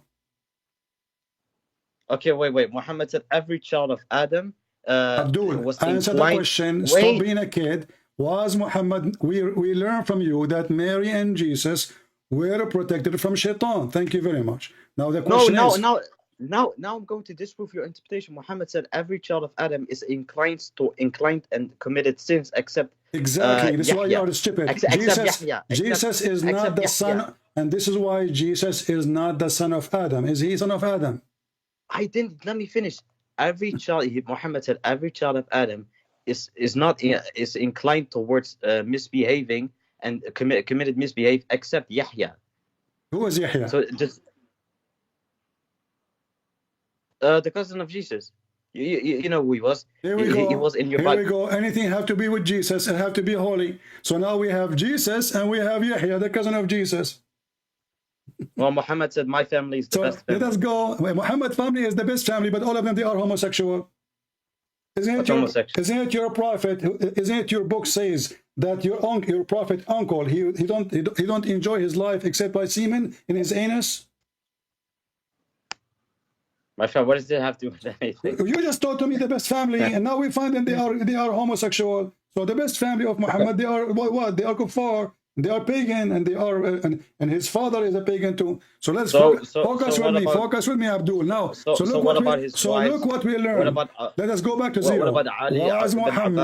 Was Muhammad protected from sin the same as Jesus? Yes or no? You are a coward, my friend. My friend, you are a son of Muta. No, you're a son of Muta. Well, I don't believe in Muta. Okay, listen. Here we go. Another proof that Muhammad is a fraud. What kind of a prophet he allow you to go and rent? Did you see the video of Mami Hijab? Says Muslim Sunni they marry for 2 minutes. Right, it's funny how he called you son of Muta. You call yourself son of Muta? Yeah, you are son of Muta. Aren't you friend of Muhammad? So did you see? Why? Did you see the video of Mimi Hijab? Did you see the video of Mimi Hijab saying that Muslim Sunni, and you are a Sunni, right? They marry for 2 minutes? No, he was against it, you idiot. You didn't get his point. Oh, he's against it. Who is the one who allow Muslim Sunni to marry for 2 minutes? Well, temporary marriage in Islam is forbidden. The Prophet Who said this is temporary marriage? This is marriage. There's nothing is called temporary. Hold on, those are Muslim Sunni. They are not Shia. He's not talking about the Shia. I'm a Sunni Muslim, yes. They are Sunni, okay. They are What Sunni. you're happy to do, you and your friends, yeah, is acquiesce to the fact that you guys are going around, yeah, marrying people for 2 minutes and 3 minutes and 5 minutes and 1 hour, 2 hours. Did you see it? So those are Muslim Sunni. They follow which religion? Marrying for 2 minutes, 3 minutes, 4 minutes, 5 minutes, 1 hour, 2 hour. What is the religion? Sunni. No, Shias do Muta. Those are Salafi, Abdul. Those talking about Salafi. Again, you took Muhammad Hijab out of context. No, he's talking about Salafi. Here we go. This is a video. This is a video made by the Salafi, and he is speaking about Salafi. He's speaking about the Sheikh. His name is Abu Khadija. And not only that, he accused them that they marry 60 times. Listen carefully. Salafis are always accused marriage and divorce. So is there any sunnah for this? Is there any evidence for this? Kadhabin, by the way, Ikhwan. So he's saying that Mimi Hijab is a liar. We don't marry 60 women. We don't marry for 2 minutes. We marry for 2 hours, 3 hours, not 2 hours. So Abdul, listen carefully. So listen, you're trying to change the topic. Okay, we're talking about sin now. Is it the sin of Muhammad to allow you to do? It was a sin of Muhammad to allow you to do 1 hour stand 6. He is a filthy man. Now let us go back to zero. Oh, what's filthy, man? You are a liar, man. My prophet you get upset if I call you son of Muta. If I say to you son of Muta, you get upset, correct? Okay, I will call you son of Muta. Do you get upset or not? You are son of Muta. Your God is the son of Muta. See, here we go. That is the proof that Muta. Your God is no bitch. That is proof that the Muta is a prostitution. Otherwise, you will not get upset. So you Muslim, you lie when you say Muta is a marriage. Because if it is a marriage, you don't get upset. I'm calling you son of marriage. What a big deal.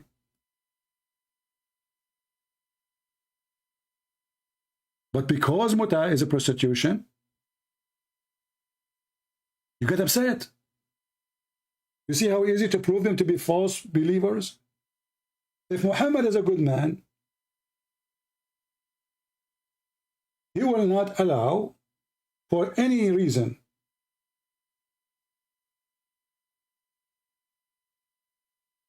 to do such a thing.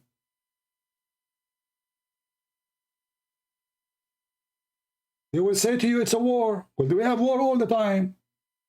When the last time war stopped in the Middle East? But when the Christians and the Jews, they start laughing at this religion, and we do not know really if it's true that he forbid it, and how he can forbid the Quran. The Quran says you do mut'ah. Yani that is one of the most evil statements that is made against the people of Sunnah. Anyone who's familiar with the other communities will know that the affair of divorce among them is far, far more disproportionate than among the people of Sunnah. But it is us who are highlighted, that is it. And that is the manner of those who fight against the people of Sunnah, da'iman wa abadan. They will look for any excuse to highlight the people of Sunnah as evildoers. Apparently, our brothers at SP, yani there is someone among them has married 60 times apparently. 60 times. 60 times. How many times Muhammad he have? So look how funny he is. Mimi Hijab is upset that Muslim Sunni, Salafi, those are the Orthodox Muslims, those are the original Muslims, they are marrying for 2 minutes, 3 minutes, 4 minutes, 5 minutes. But this is what halal. They are marrying. There's no limit. There's nowhere in the Quran it says you can marry for 10 years. You marry as you wish. 60 times.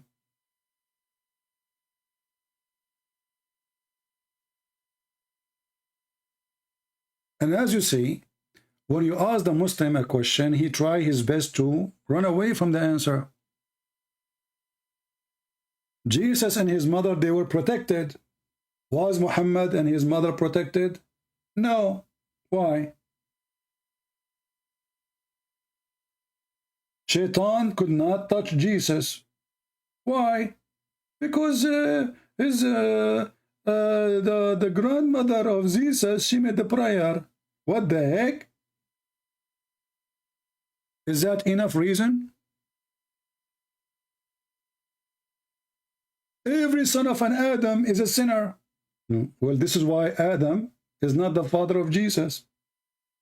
You see, when you ask yourself why Jesus is a person who have no father in Islam, it doesn't make sense.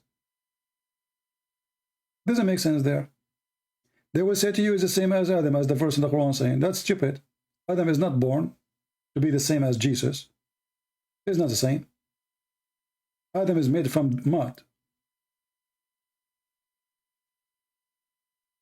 Even the stupid Quran says, وَجَعَلْنَاهُ نَسَبًا وَصِيرًا.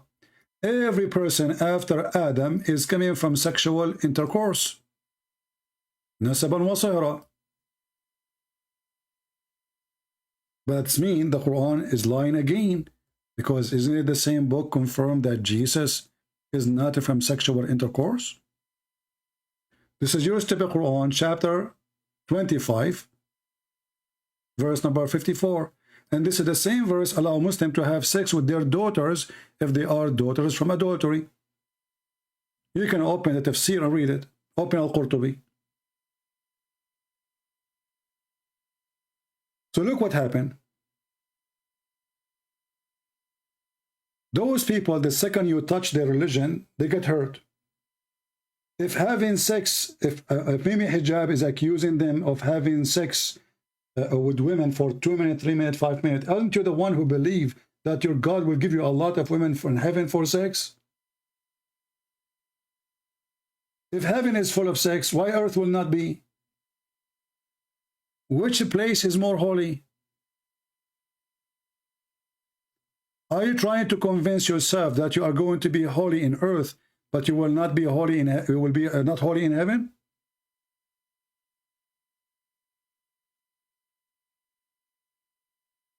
So did the Quran make a mistake? And the funny, he says to me, well, Allah, he said he will destroy Isa and Muhammad. That is even more stupid. Allah, when he created everything, he wrote the name of Muhammad in his chair. And now you want to destroy Muhammad?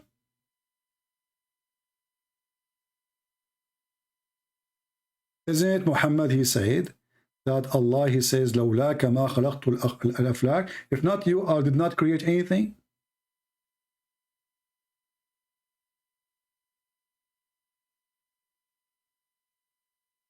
Do you see how you make them expose themselves?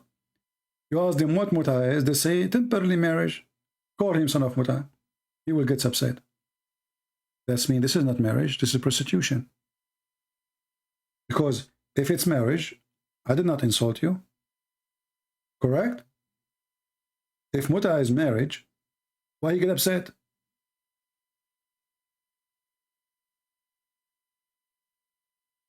Why he felt like he's insulted? That's mean muta is something bad. Then how in the world we have verse in the Quran promoting muta? You pay women money for enjoying it. Enjoying what? Enjoying their vagina. Mastamta'tum bihi. And they say to you, this is marriage. Then why, if I call you son of muta, you get upset? You just got yourself busted. Muta is a prostitution.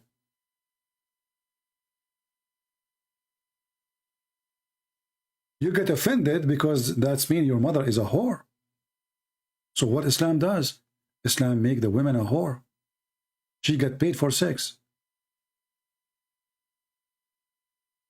And Muhammad, he practiced it. Umar, he practiced it. Ali, he practiced it. Everybody practiced it.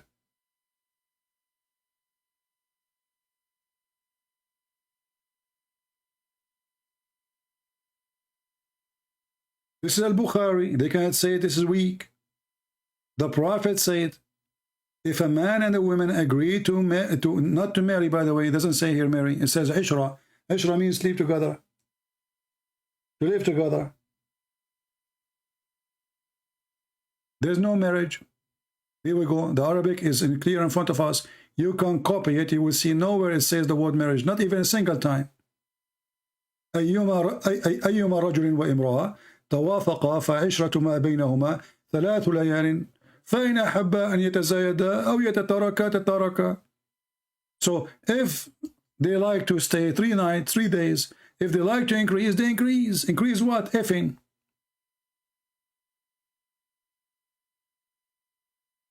So Jesus is pure. The pure Jesus will never allow such a thing. Is Jesus holy? No, no, he's pure. He's not holy, he's pure. Who is else? He said Yahya. Who is Yahya? John the Baptist, the cousin of Jesus, supposedly. It would look like anything have to do with Jesus is holy.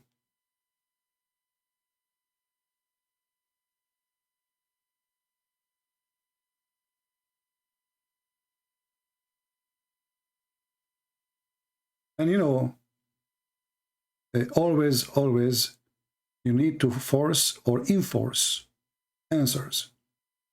There's one thing I don't like about Christians when they deal with Muslims. You see, Muslims, they try to do mockery. When a Muslim, he laughs loud, he is just in pain. He is not really having a good time. This is because he's in pain, not because he is happy. It's a painful laugh. So I will give you the question, Muslims, in the comment or now. You can join us on Skype. When Allah, he created Adam, he said be, the Quran says. Did Allah say be before he created Adam? Before he made the mud? Before he fashioned the mud? Before he breathed into the mud, or after? No Muslim dare to answer, because whatever he answers, it's wrong. Because that's mean the word be mean nothing. Did nothing. Still Allah have to breathe. Still Allah have to fashion. Still Allah have to model. Still Allah have to to mix mud with water, dirt with water to make it mud. So what before? So if he say be after he created Adam, that means be is useless, because already he created him. If he say be before he made the mud, and then he have to do the mud, and he have to breathe, and he have to fashion, then be did nothing too. It's just a stupid statement. And this is why he don't want to talk about it. Isn't it, this is the same book says, if this is a book made by other than Allah, you will find a lot of contradiction. Isn't it? This is what Mimi Hijab, he said to Borat in the beginning of our intro. And then Borat, he said to him, well, I have a phone book, have zero contradiction. What does this have to do with God? And it's mentioned if this book was from other than God, they would have found in it many contradictions. If a book is without contradictions, that has no bearing on whether it comes from God or not. I've had phone books that are inerrant, but I certainly don't think God gave them. So we just heard a Muslim bringing an atheist to attack Jesus, and then this atheist, he got Allah busted. Did you see what Borat, he said? Borat the fool, he got them busted. Even Borat is not a fool like Muslims.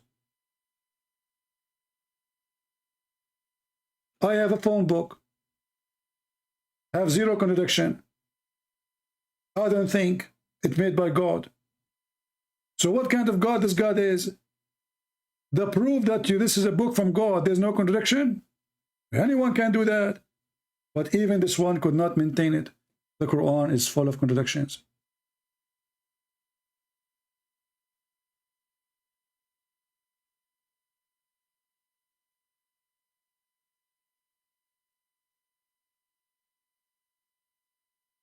The one who's asking me about he planned to bring a Muslim, bring him. Don't tell me. Just bring him.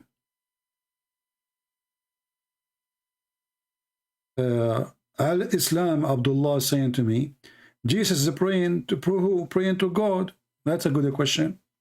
Well, Jesus is praying to the Father. Isn't it the Bible says that the Father glorified the Son and the Son glorified the Father? But I will give you back the same question. In Christianity, we have no problem. The Messiah speak to the Father, pray to the Father, and the Father glorify the Son. But when Allah, he pray to who? Mimi Hijab, he says, he pray for, not to.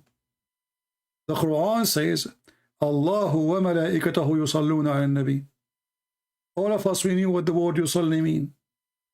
Suddenly, the Muslim, they change the translation. Suddenly, it means blessing. Suddenly, the word salat means blessing. Why they say that? Because they are trying to duct tape. And even if we use it as a blessing, sorry, I'm losing my voice. Look how stupid this statement is. They try to fix it now. So Allah sent salat and blessing and mercy, etc. On who? On the Prophet. And also his angels. And look what they add.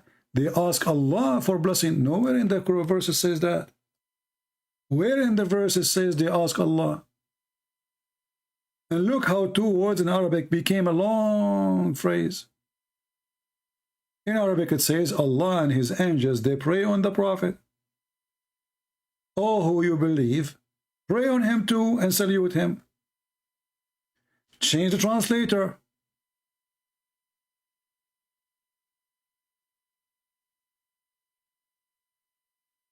Let's see Ahmad Ali. This is a new one. We never tried him before. God and his angels shower their blessing on the Prophet. Do you see how stupid this statement is? Because if God, he made a blessing, who need the angels? Do the angels bless somebody or God only? God and his angels pray on Muhammad. They replace it with a blessing, but that will make it more horrible, because that means angels can bless you too, and they are gods.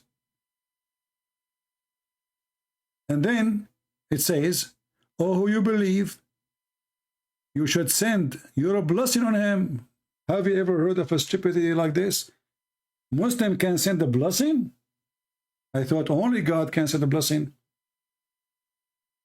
This is a translation of somebody is a mushrik. They associated the angels with God, and they associated the man with God. For now, all of them, they can send a blessing.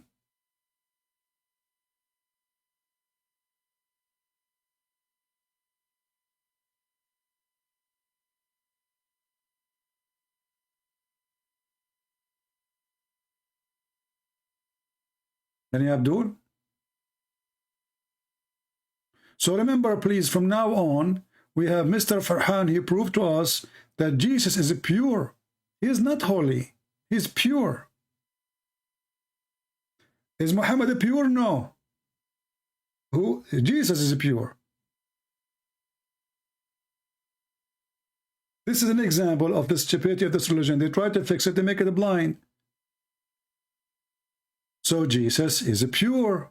Muhammad is not. Which one is higher?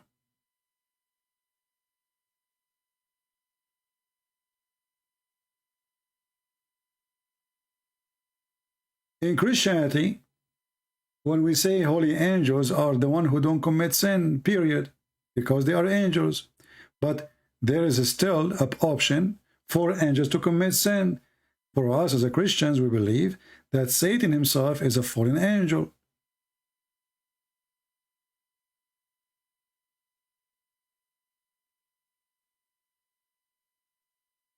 Any Muhammadan?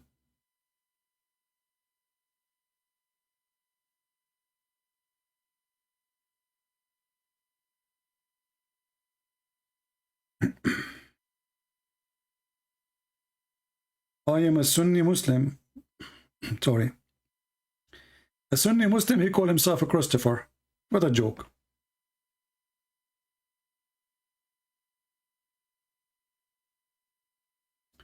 Eliza saying to me, Muta is halal.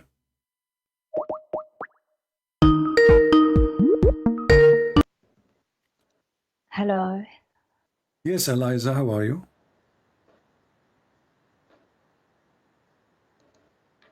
Hello?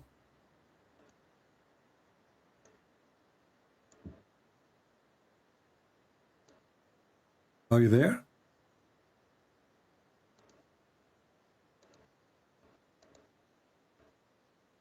What happened? She sent me a message saying Muta is halal.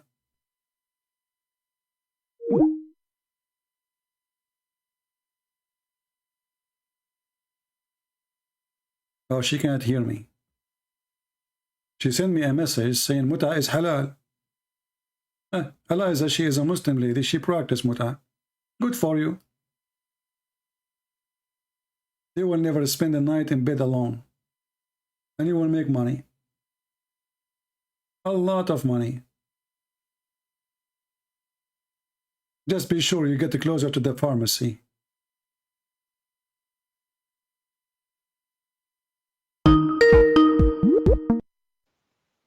You hear me now? Can you hear me? I hear you, yes. Go ahead. You said you're making fun of Muta when we're allowed to do it. So do you do Muta yourself? Yes. How much you get paid for it? Why do you care what I do? What? Why do you care what I do? I didn't understand. What is that? Why do you care so much? Anyone tell me what she's saying? What problem is it to you if I'm doing your problem. Muta? This is your problem. No, I'm not. This is not. We're not talking about problems. I'm just trying to help other Muslim girls if they like to do the same business like you. Why you don't like to help people to make money? So is it a good? We're allowed to do it. You're allowed to do it, exactly, but there's a price. Do you have a price? Do you change the price? Well, how you price your business? But what is your problem with it? I'm not problem. Maybe we can get you some customer. What's wrong with you? Then what's the point of bringing it? Well, you are the one who practice it, and you are the one who texts me to talk about it. And now the second we talk about it, you don't want to talk about it. What's wrong? So why do you try and say it's wrong if we're allowed to do it? It's for you, obviously it's not wrong. Allah allowed you to do it. But why Allah allowed you to do it? What do you think? But why do you say it's wrong if we're allowed to do it? Yeah, I mean, you are allowed as a Muslim. For me, as a Christian, this is very bad because that makes you a prostitute. But it's my, you are getting paid. It's my body. You are getting paid for sex, isn't it? Right? Yeah, but it's not hurting anyone. Okay, but is that what religion, the follow, what, I mean, so your religion allow you as a Muslim to rent your body, correct? Yes. Okay, do you like it? Yes. How much you like it? I can do it for free for you. Oh, for me, I'm special, right? Yes. Is that going to be expired soon, or this is like open offer? You have 21 days. Why 21 days? I don't know. Is that Islamic or? Yes. It's Islamic, 21 days. Oh, okay. Can I bring friends? We can do threesome. MashaAllah, MashaAllah. Yeah, you're, well, the Prophet, he used to have 13 some. Right? Sometimes he did more. He did more, yeah. You were there? With his slave girls. Yeah, with the slave girls, yeah, okay. That's why you like it, don't you? But they let him do it because they wanted to do it. Oh, he was trying to help them. There's nothing wrong with this. Did I say anything? There's all your family. Yeah, because you keep saying there's something wrong with it to everyone. Okay, I want you to tell me why it's not wrong. Go ahead. Because it's not hurting anyone. But you can spread diseases.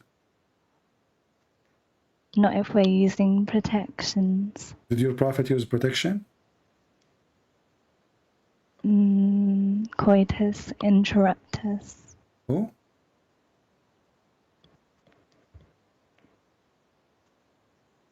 I don't know. You don't know. Okay. Well, actually, there's a protection. According to Muhammad, if you don't say the name of Allah, there's a prayer. If you don't say it, Shaitan, he round himself around the private part of the male. Correct? That's from a hadith. Okay, so just don't make the prayer, and then he will have a Shaitan around his private part, and he will be protected. Don't you believe what your Prophet says? But why do you keep telling everyone like it's wrong and stuff? Yeah, because I believe I believe prostitution is wrong. The women, she's being abused. Number one, this is abuse for the women. This is used for the women. We don't believe the same thing as you. Okay, you don't believe. I understand. So, how old are you, Eliza, now? I'm 12. You are 12. 12th century. I'm not gonna tell you how old. Hey, come on, how old are you? Are you like 35, 40? How old are you? I'm 92. 92. Okay. Well, I'm happy for you, 92 lady. I see you're trying to open your camera for me, but thank God it's not opening. So thank you for calling. Oh boy.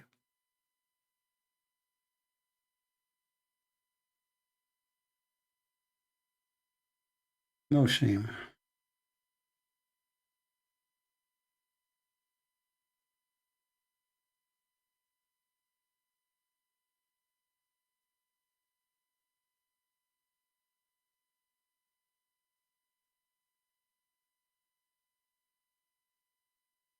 Oh, welcome to Islam.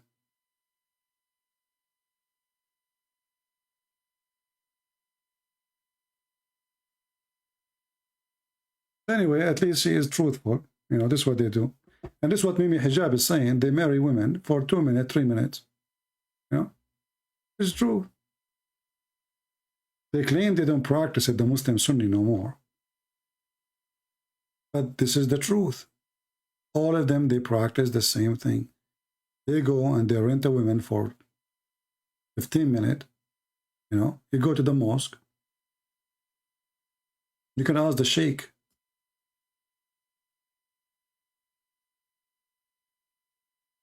if there's any women available. You tell him, brother, I don't want to commit sin, brother. I want a woman. I need a woman, brother. You know what I mean, brother. And then he will recommend a woman for you, and he will marry you to her. You go and you do the business. You're good to go.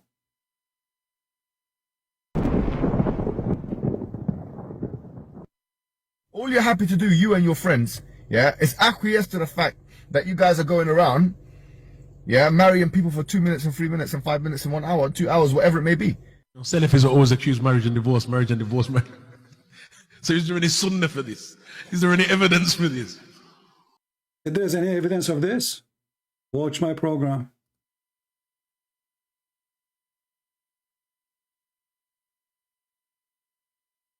Do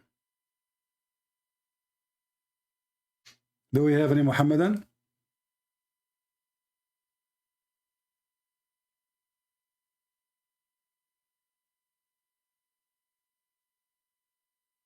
You know, there's one of you. He sent me a petition for somebody. He is a Christian. He is in jail in Pakistan, and they are making petition. Me myself, I don't believe in those petitions can do anything, but it might work. But before I send it, let me be sure that this is an authentic link.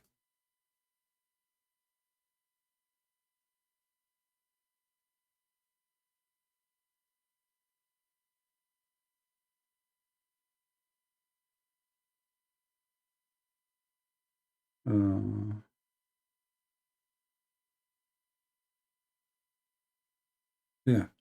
So this is the link if you like to sign this petition. This is actually, I think he is like maybe an ex-Muslim who became a Christian. There's his story is there. He was sentenced for 10 years and now they are trying to execute him.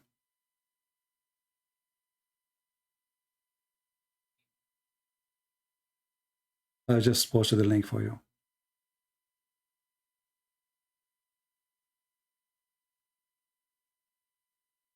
I hope you guys, you learned something good today. As you see, Muslims are really funny and they are dummies. They do not know what they believe in. And the second you put them in a corner, they try to make a mockery. And you have always to learn how to force them to answer. Otherwise, they will never answer you. They will never, ever answer any question. And this is the mistake Christians, they do when they debate Muslims. They let the Muslim change the topic in the speed of light. Why you are asking me this stupid question? He said to me.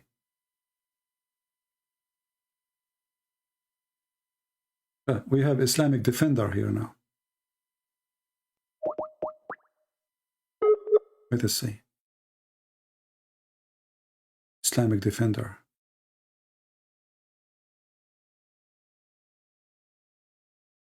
It says he is not online. Defender. I mean, even they choose names for themselves. They are really something. Do we have any Muslim want to say anything?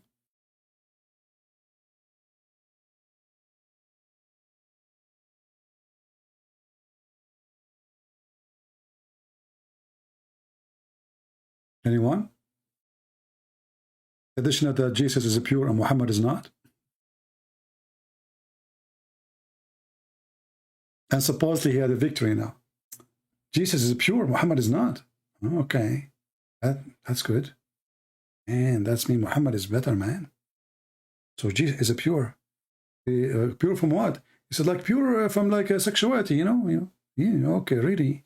He's pure from sexuality. Is your prophet pure from sexuality? No, he's not. It was a fix. Oh boy.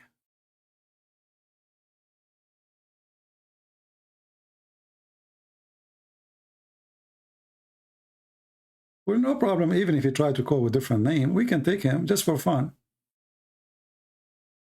Just for fun.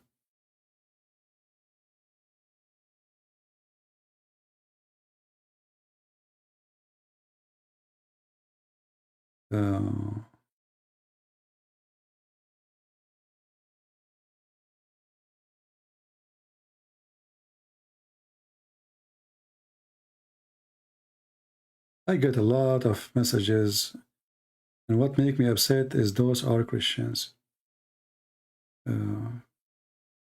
I just see a message here from somebody. Sent me a message, December 31st, 2021.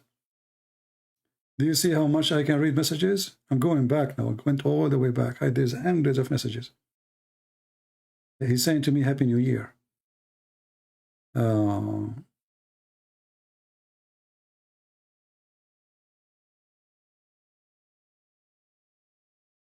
Someone sent me a message saying, find me one error in the Quran is enough to prove that Quran is not a divine. Then why Muslims argue with others? Different topic. Okay.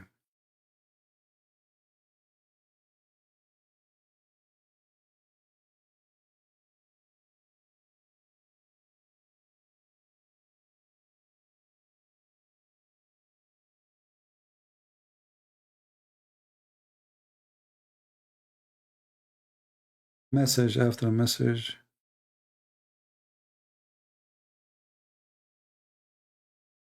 My question is about bestiality. You said that you're gonna prove that bestiality is allowed in Islam. And I cannot prove it. Let us call this guy. But this message is old. But I don't know if maybe we can get him to talk to us. Go ahead.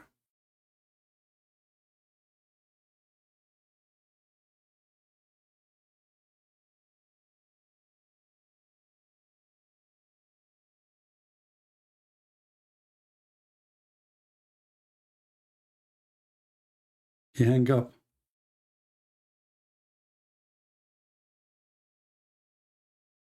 That's good.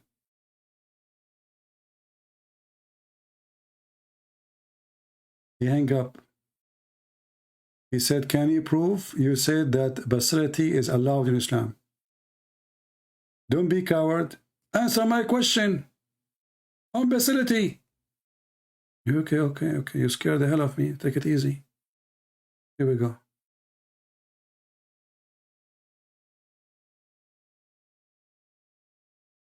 I will answer your question in 2 seconds.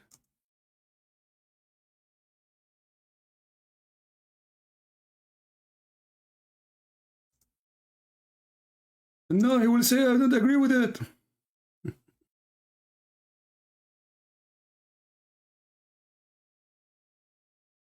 Okay.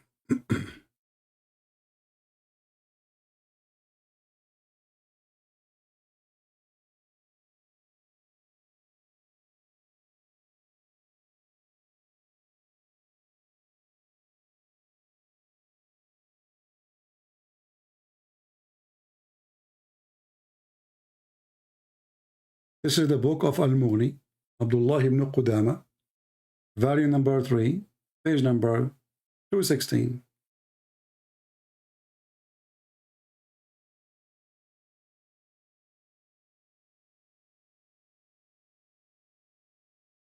And this is a translation to English.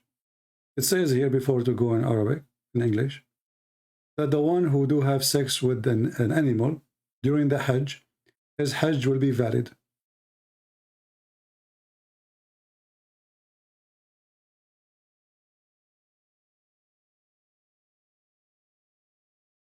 His Hajj will be valid. And this is all over Islamic books. And those are Muslim Sunni. Here it says, and by that, Ash-Shafi'i, this is one of the Muslim Sunni sect, there are 4 sects. وأبو ثور يتخرج في وطء البهيمة أن الحج لا يفسد به وهو قول مالك وأبي حنيفة. So now we have 3 Islamic Sunni sect agree that you can have sex with a donkey and still you can do Hajj. Let us use translation.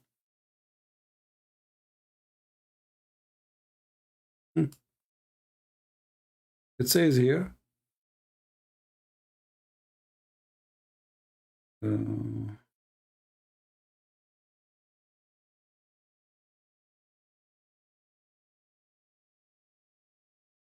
Abbas should give Kamel Sheen and she Kamel because she is one of the together. Translation is coming really horrible. So he's speaking about sleeping with animals, having sex with animals. That will not spoil the Hajj. This is not important for us. And this is the opinion of the Hanafi and the Maliki. And who else? Let's go back to Arabic.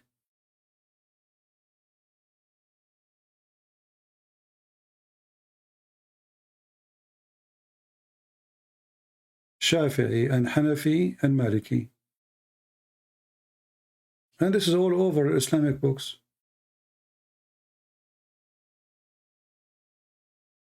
Fatwa number 214033.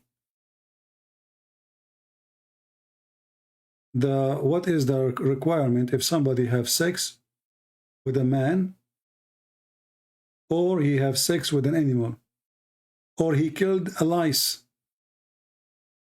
Please.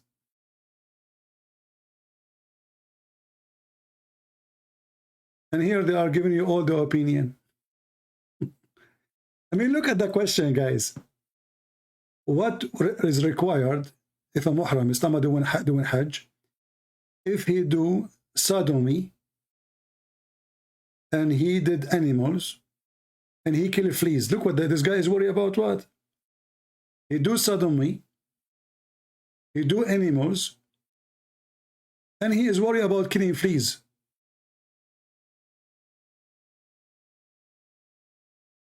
Does sodomy with animals and killing fleas invalidate the Hajj?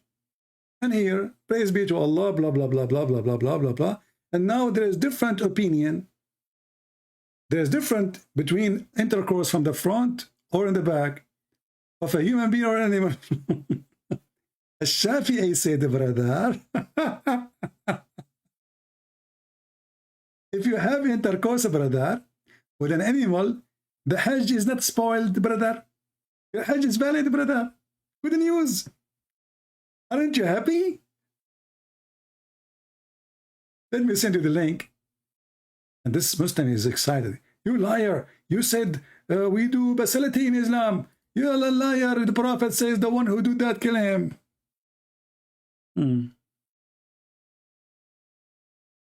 Let us shorten the link. Shorten.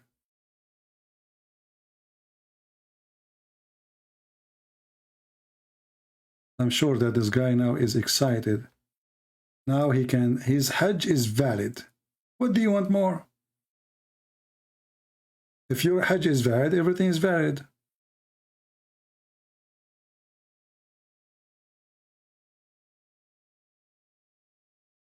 And look how he connects things. Killing fleas, doing sodomy with men, and having boom boom with animals.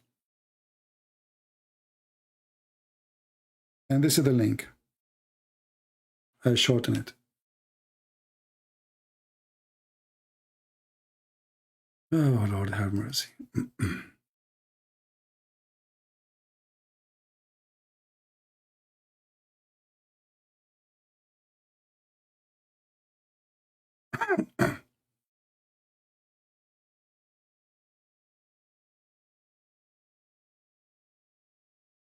Yes, my friend. Why you are keeping calling me? You are a Christian, right? I am a Christian. I'm so sorry for disturbing the live. I just have a quick question for you, CP. Okay. But you know, when we say Christian can call, Christian can call. Otherwise, should not be calling. I'm so sorry, CP. You know, this is my first time watching you on the live. I've seen other videos from other people's channel, but I've never ever seen you on live. So this is my first time. I'm really sorry. I No apologize. problem. We will make an exception. Go ahead. Yes, CP. I've been watching your videos. Before watching your videos, I have no idea about Islam. I've always heard that it's a religion of peace, this and this and this and this, but I know it's not true. I have a very close friend that is a Muslim. She's a Muslim. And after watching your videos, I've asked her some basic questions about Islam, like for example, what is the reward for a female that is a Muslim if she goes, like, if she dies? What is her reward? Because I know the men, they're promised 70 virgins. From your videos, I know that those are the lowest Muslims that get 70 wives. If you're a good Muslim, you could get 100, 200, 300, you know? Mhm. So, like, what is the benefit of a woman if she's a Muslim and she dies? Like, what is her reward? So I've asked my friend this basic question. She does not know. I've asked her a basic question. Why do you pray 5 times per day? She doesn't know. Like, what I've gathered from questioning her, basically she's a Muslim by culture. Like, she doesn't know anything about Islam. Yeah. So if I want to bring somebody out of Islam, how do you bring them out of Islam if they don't know anything about Islam? Well, the first thing you should do, you see, everyone he see the world in a different way.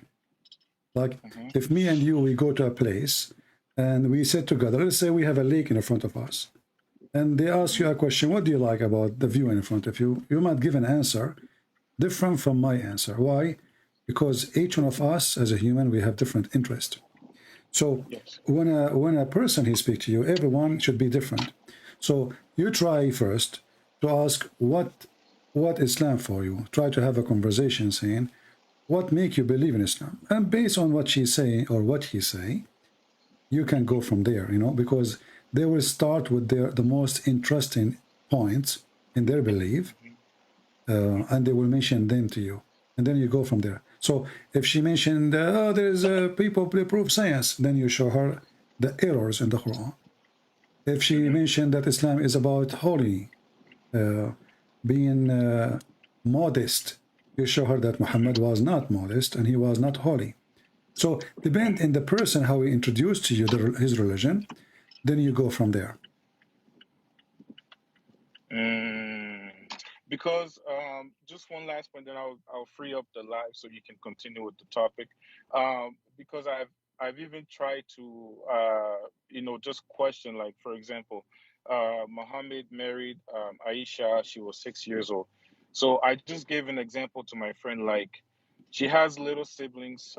They're about 10 years old, and I asked her a simple question, like, are you willing to marry off your sibling? She's only 10 years old. And, immediately she cut it from my mouth. She's like, no, they're too young. They're children, And then I'm like, but don't you think they're ready to get married? And she gets angry. She's like, you're really hurting my feelings by saying these things. Like, so I just stopped, so it's like, if in her mind, she knows that, children are not supposed to get married. So later on, when I come back and show her that the Prophet married a 6-year-old, then that's going to cause some issues in her head. Like, like it's going to, what do they call it? Cognitive dissonance. It's where you know something is wrong, but you fight against it in your own head. Yeah. Uh-huh. Well, some Muslims, they will try to justify that. And they will say at that time, things is different. And in the desert, girls, they grow so fast. And, all the garbage. So, you, when you speak to a person, as I said, every person is different. Like this woman, obviously, she hates to see somebody sleeping with a child, right? So that hurt her, obviously she don't like it. Obviously it's ugly for her. That's a good sign. But still, that will not be enough reason for her to refuse him, because they will say to her, well, he was ordered to do that by God. And Aisha, she wasn't like 6 years like now. At that time, they look like 18, So they will give, they try always to duct tape all the sinful act of Muhammad.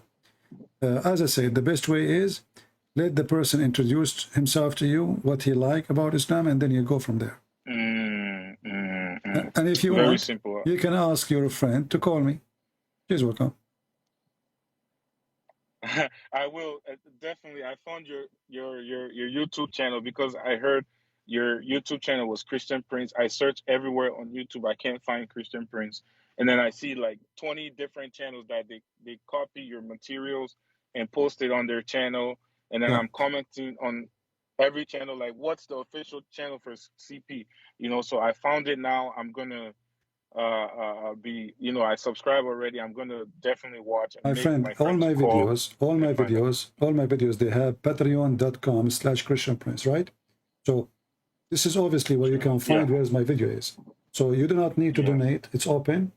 This is for donation, yes. But it's a link. You can go there. Click at the last video I posted. It's for free for everybody. And you will find where I am. Very easy. Thank you so much, Christian Prince. You're welcome. Could you, if you have the chance, can you give me the website that you use to pull up the hadith and different things? I know the Wow Quran. I have that on my phone. I use that a lot. The other one, the If hadith, I ever use sunnah.com. Sunnah.com. Oh, soon. Okay. I found. Okay, I have that one then. So, man, you're doing a great job. Thank you so much, brother. I really love your content. Keep it up. You're God welcome. bless you. Thank you so much. You're welcome. And by the way, I think you're an African, correct? Are you an You're African? very correct. Okay. And Yes, if you are speaking to African, then you should show them how racist he is. You know? My friend, she knows. She said that. She told me that even like in Saudi Arabia, like the Arabs always tell the Africans that they know nothing about Arabic. They don't even know how to speak Arabic. They don't know. Like she knows there's a lot of racism. So that's what I'm saying. Like the cognitive dissonance is in your head. You know that these people, the Muslims, they're racist against Africans. You're an African, but yet you're claiming to be a Muslim. You see, I'm not talking about Muslim now. I'm talking about Islam. Islam is a racist religion because when you go to heaven, Allah will make only white people enter. If you are black, Allah will make you white in order to enter. Okay? So, and Muhammad, he said actually, and this is an authentic hadith, that when Allah, he created Adam, he hit him in the right shoulder, and from there, the white race, they emitted like white ants. And he hit Adam in the left shoulders, and from there, the black people come like circle. And then he says to the one from the right shoulder, he said to them, you go to heaven and I don't care, which means the white people go to heaven. And he said to the black people, you go to hell and I don't care. So if a person is black, he accepts such a religion, then he have mental illness then. You know? And not only that, even the Quran says, and the admin will post for you the hadith I just mentioned. You can copy it and you can show it. Even the Quran says that the day Allah will make faces black and the day Allah will make faces white. So what will happen if you go to chapter 27, verse number 82? There is a beast. It's called a jassasa, and that beast is going to come from the ground. And that beast is going to have the staff of Moses and the ring of Solomon. It's going to make you black by the staff of Moses. It's going to make you white by the ring of Solomon. Can you believe it? And not only that, I can't believe you continue. You know, you can go to Ibn Kathir, by the way. You can go chapter 27, verse number 82, the Ibn Kathir English translation, if Muslims don't believe. And not only that, the black stone was white like milk, correct? And then the sin of mankind made it black. So what you understand from that? Sin is black. Make you black, correct? So the black stone, because at that time there's no sin, was white like milk. But then the sin of mankind made it black. So how in the world anyone he's a black? I mean, black people are the last one to follow such a garbage. But the problem is, you know, they don't know. Nobody told them. They told them Muhammad is against slavery. Muhammad, he owned slaves. Muhammad, he died. Even today. Muhammad, he died, and Bilal still is a slave. Did he free Bilal? He did not. Bilal, he said to Abu Bakr, if you bought me for the sake of Allah, then free me for the sake of Allah. If you bought me for the sake of yourself, then keep me for yourself. Hypocrite. And they promised Bilal to go to heaven. At least free him now. You know? So imagine, you have a slave, and you say to him, don't worry, stay my slave, you will go to heaven, okay? Madness. He have a slave, he sleep with them, he rape them, he have a slave men, he beat them, and then they say to you that Islam is against slavery. No. All right, my friend. Thank you very much for calling. Thank you so much. Thank you. And feel free to invite your friends to call me if they like to. Yes, I will. I will tell her. All right. God bless. Take care. Thank you, CP. Take care. God bless. You know, I believe that African, they have a special duty today. You see, there's a time where the disciple of Jesus, they went to Africa, right? And they brought the gospel to the African. And then the Muslim, they say to you, do you know what the white man did to the black man? They will not tell you that the white man, my friend, is not the one who slaved those black people in Africa. It was the Arab in North Africa, in Morocco, in Tunisia, in Libya, in Mauritania. The biggest market of slavery in the world was in Morocco. They are the one who capture the poor human in Africa and they sell them out to the white criminal who want to abuse the black one. What does this have to do with Christianity? So they mention the white man who bought the slave, but they don't mention to you who is the one who captured them and who is the one who owned them first. So I believe that the black people today, they have different mission. They can be a better missionary for Christ, to prove that Christ is for everybody. The Bible says there's no Greek, there's no Hebrew, there's no free, there's no slave.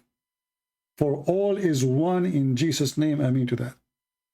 So my brother here from Africa, if he is doing better work for Christ, he is way better than me.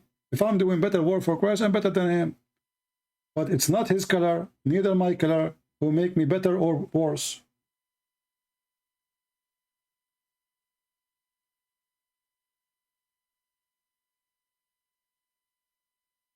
And this is the Quran in front of us, chapter 27, verse number 82. And this is Ibn Kathir copying his prophet, that this beast will come from the ground and is going to have the staff of Moses. No believer left without making a white spot in his face, which will spread until his face shining white as a result. And there will be no disbeliever left without making a black spot in his face, which will spread until his face is black as a result. It's in front of you.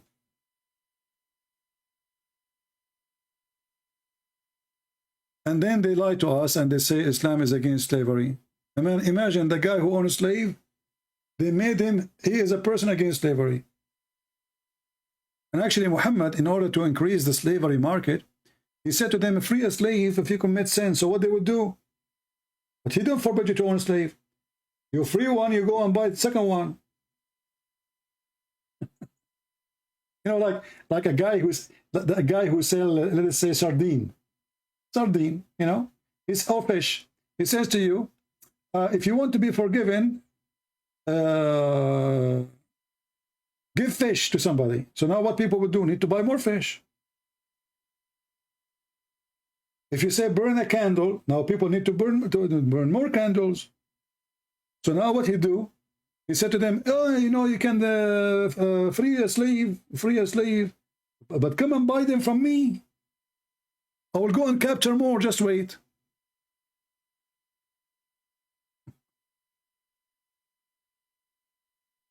And then when Muhammad, there's many stories about people who free their slaves. Muhammad, he made them a slave again after they've been freed. But there is a story.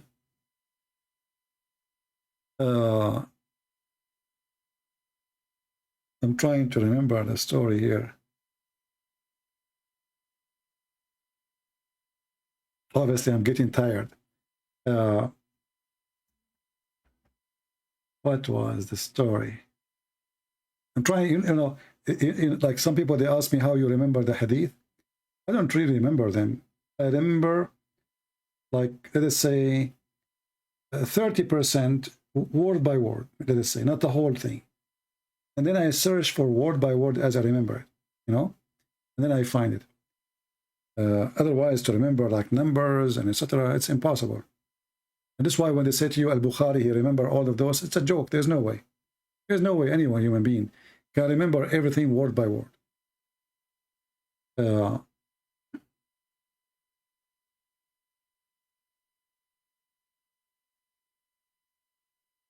Is it really true that Muhammad said water cannot be impure? Yes.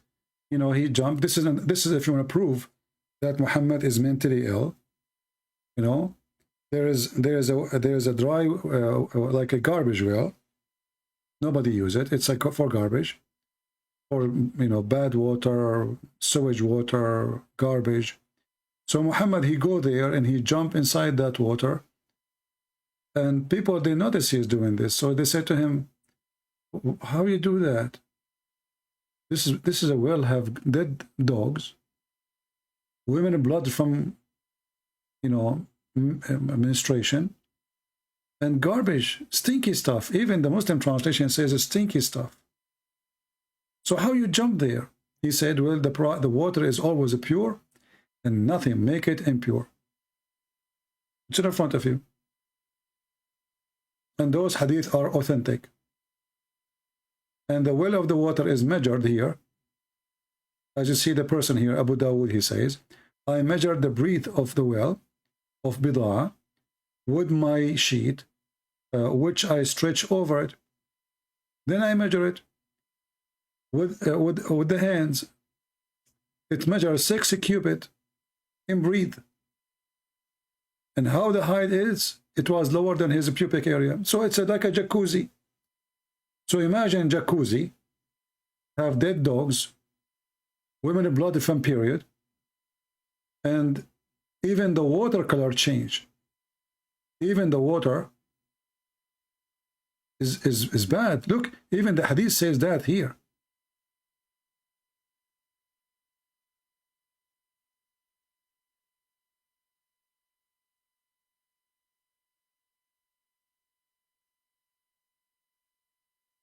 But anyway, any water, you know, is not moving water, is a garbage water.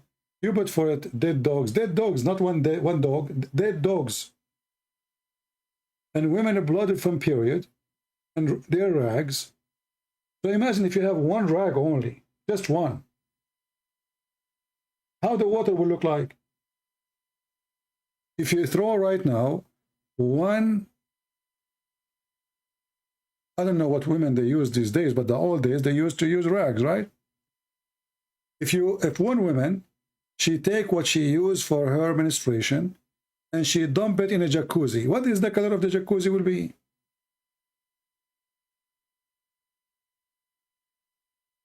And how in the word Muhammad he says water is pure? Obviously this man is suffering from mental illness.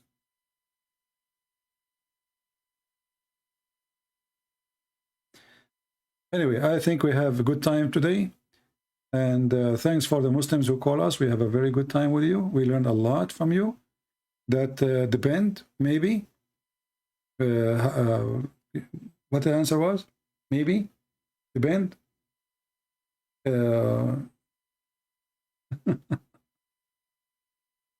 This is how the Muslim the answer was. Depend, maybe. Depend in what that meant. Did Allah... Did Allah use the word be after he made Adam from mud, etc., or before? Depends.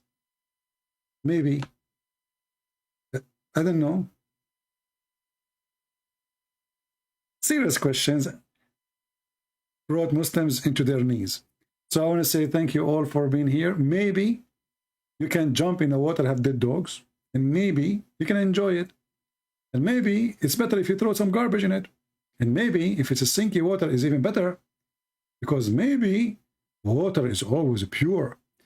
Imagine how many people would die because of spreading diseases by this way. Water is always pure. Nothing make it impure. Nothing. But in case you do not know, 90, maybe 5% of the piss is water. In case you do not know. 95% of your piss, if not more, I'm not sure. Let me go and search Prophet Google, peace be upon him. How much water in I'm typing in Arabic. Can you believe it? This thing's always happening to me all the time, all the time.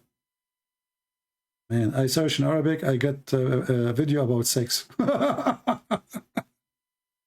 type in English, but I look, it was Arabic, and then I found like, this what? Drinking what?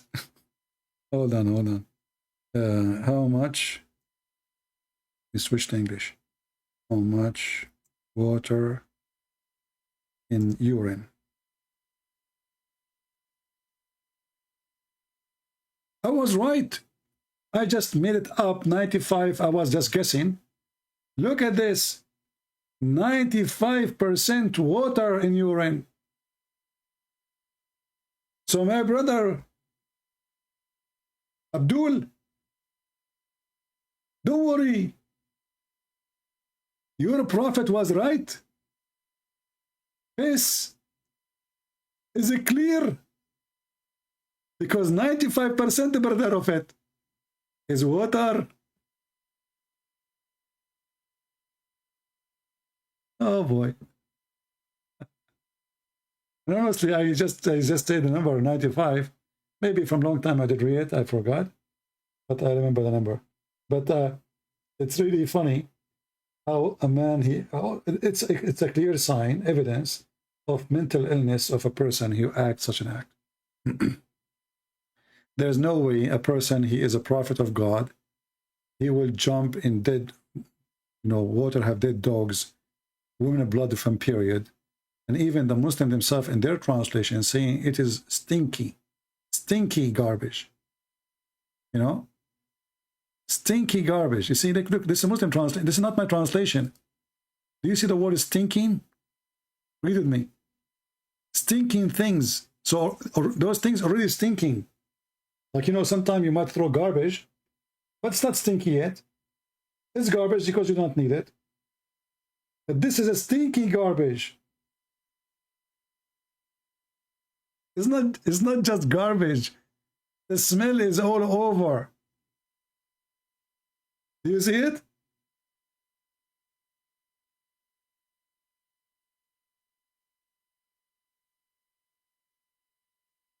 You might throw something in the garbage, but it's not a stinky yet. It's garbage, yes. But this is a stinky garbage. It means it's there for long. You know what I mean? It is there for long. And the Muslim, they will say to you, this is weak. It says Sahih.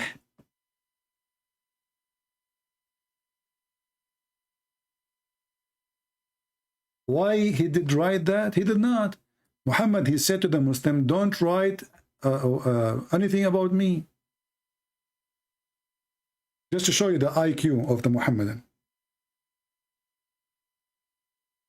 Muhammad, he said to them,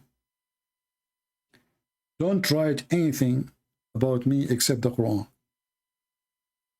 Anything I say, anything I do. Look what the Muslim did. The Prophet said, Abu Sa'd al-Khudri reported that Allah Messenger said, don't take down anything from me. And he who took down anything from me except the Quran, he should efface it. This is stupidity. The guy, he just told them, don't write down anything I say except the Quran. They went there and they wrote down. The Prophet says, don't write anything. He just told you don't write it down. I mean, this is stupidity.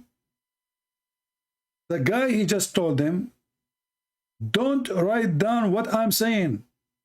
Only Quran. The Muslim, they write down. The Prophet said, don't write down what I'm saying.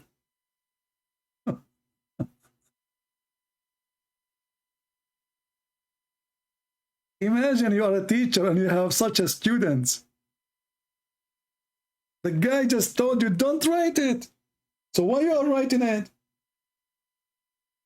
It's just a fresh.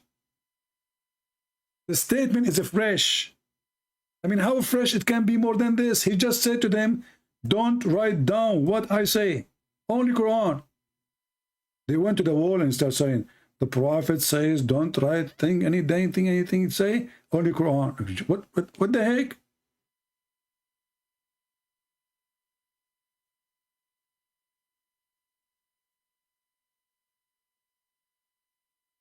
What kind of IQ is that?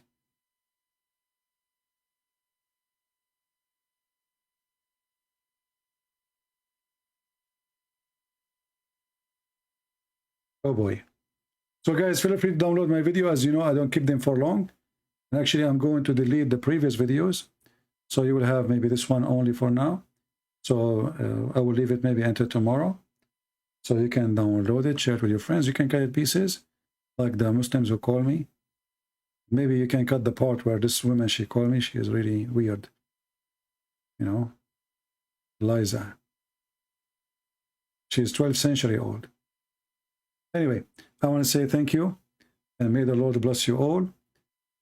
As always, we prove Islam to be filthy, false, disgusting, garbage in, garbage out, and no Muslim can refute us. And we are happy for our sister, Aisha.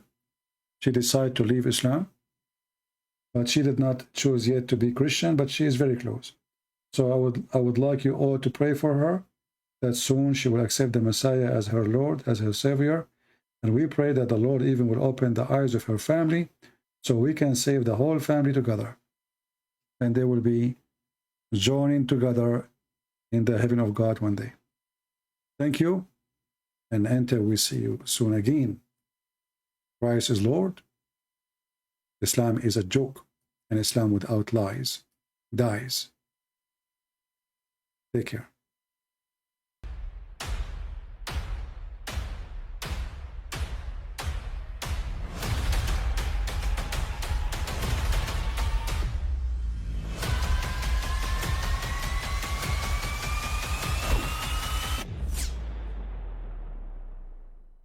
I mean, again, he doesn't know who Gabriel is, right?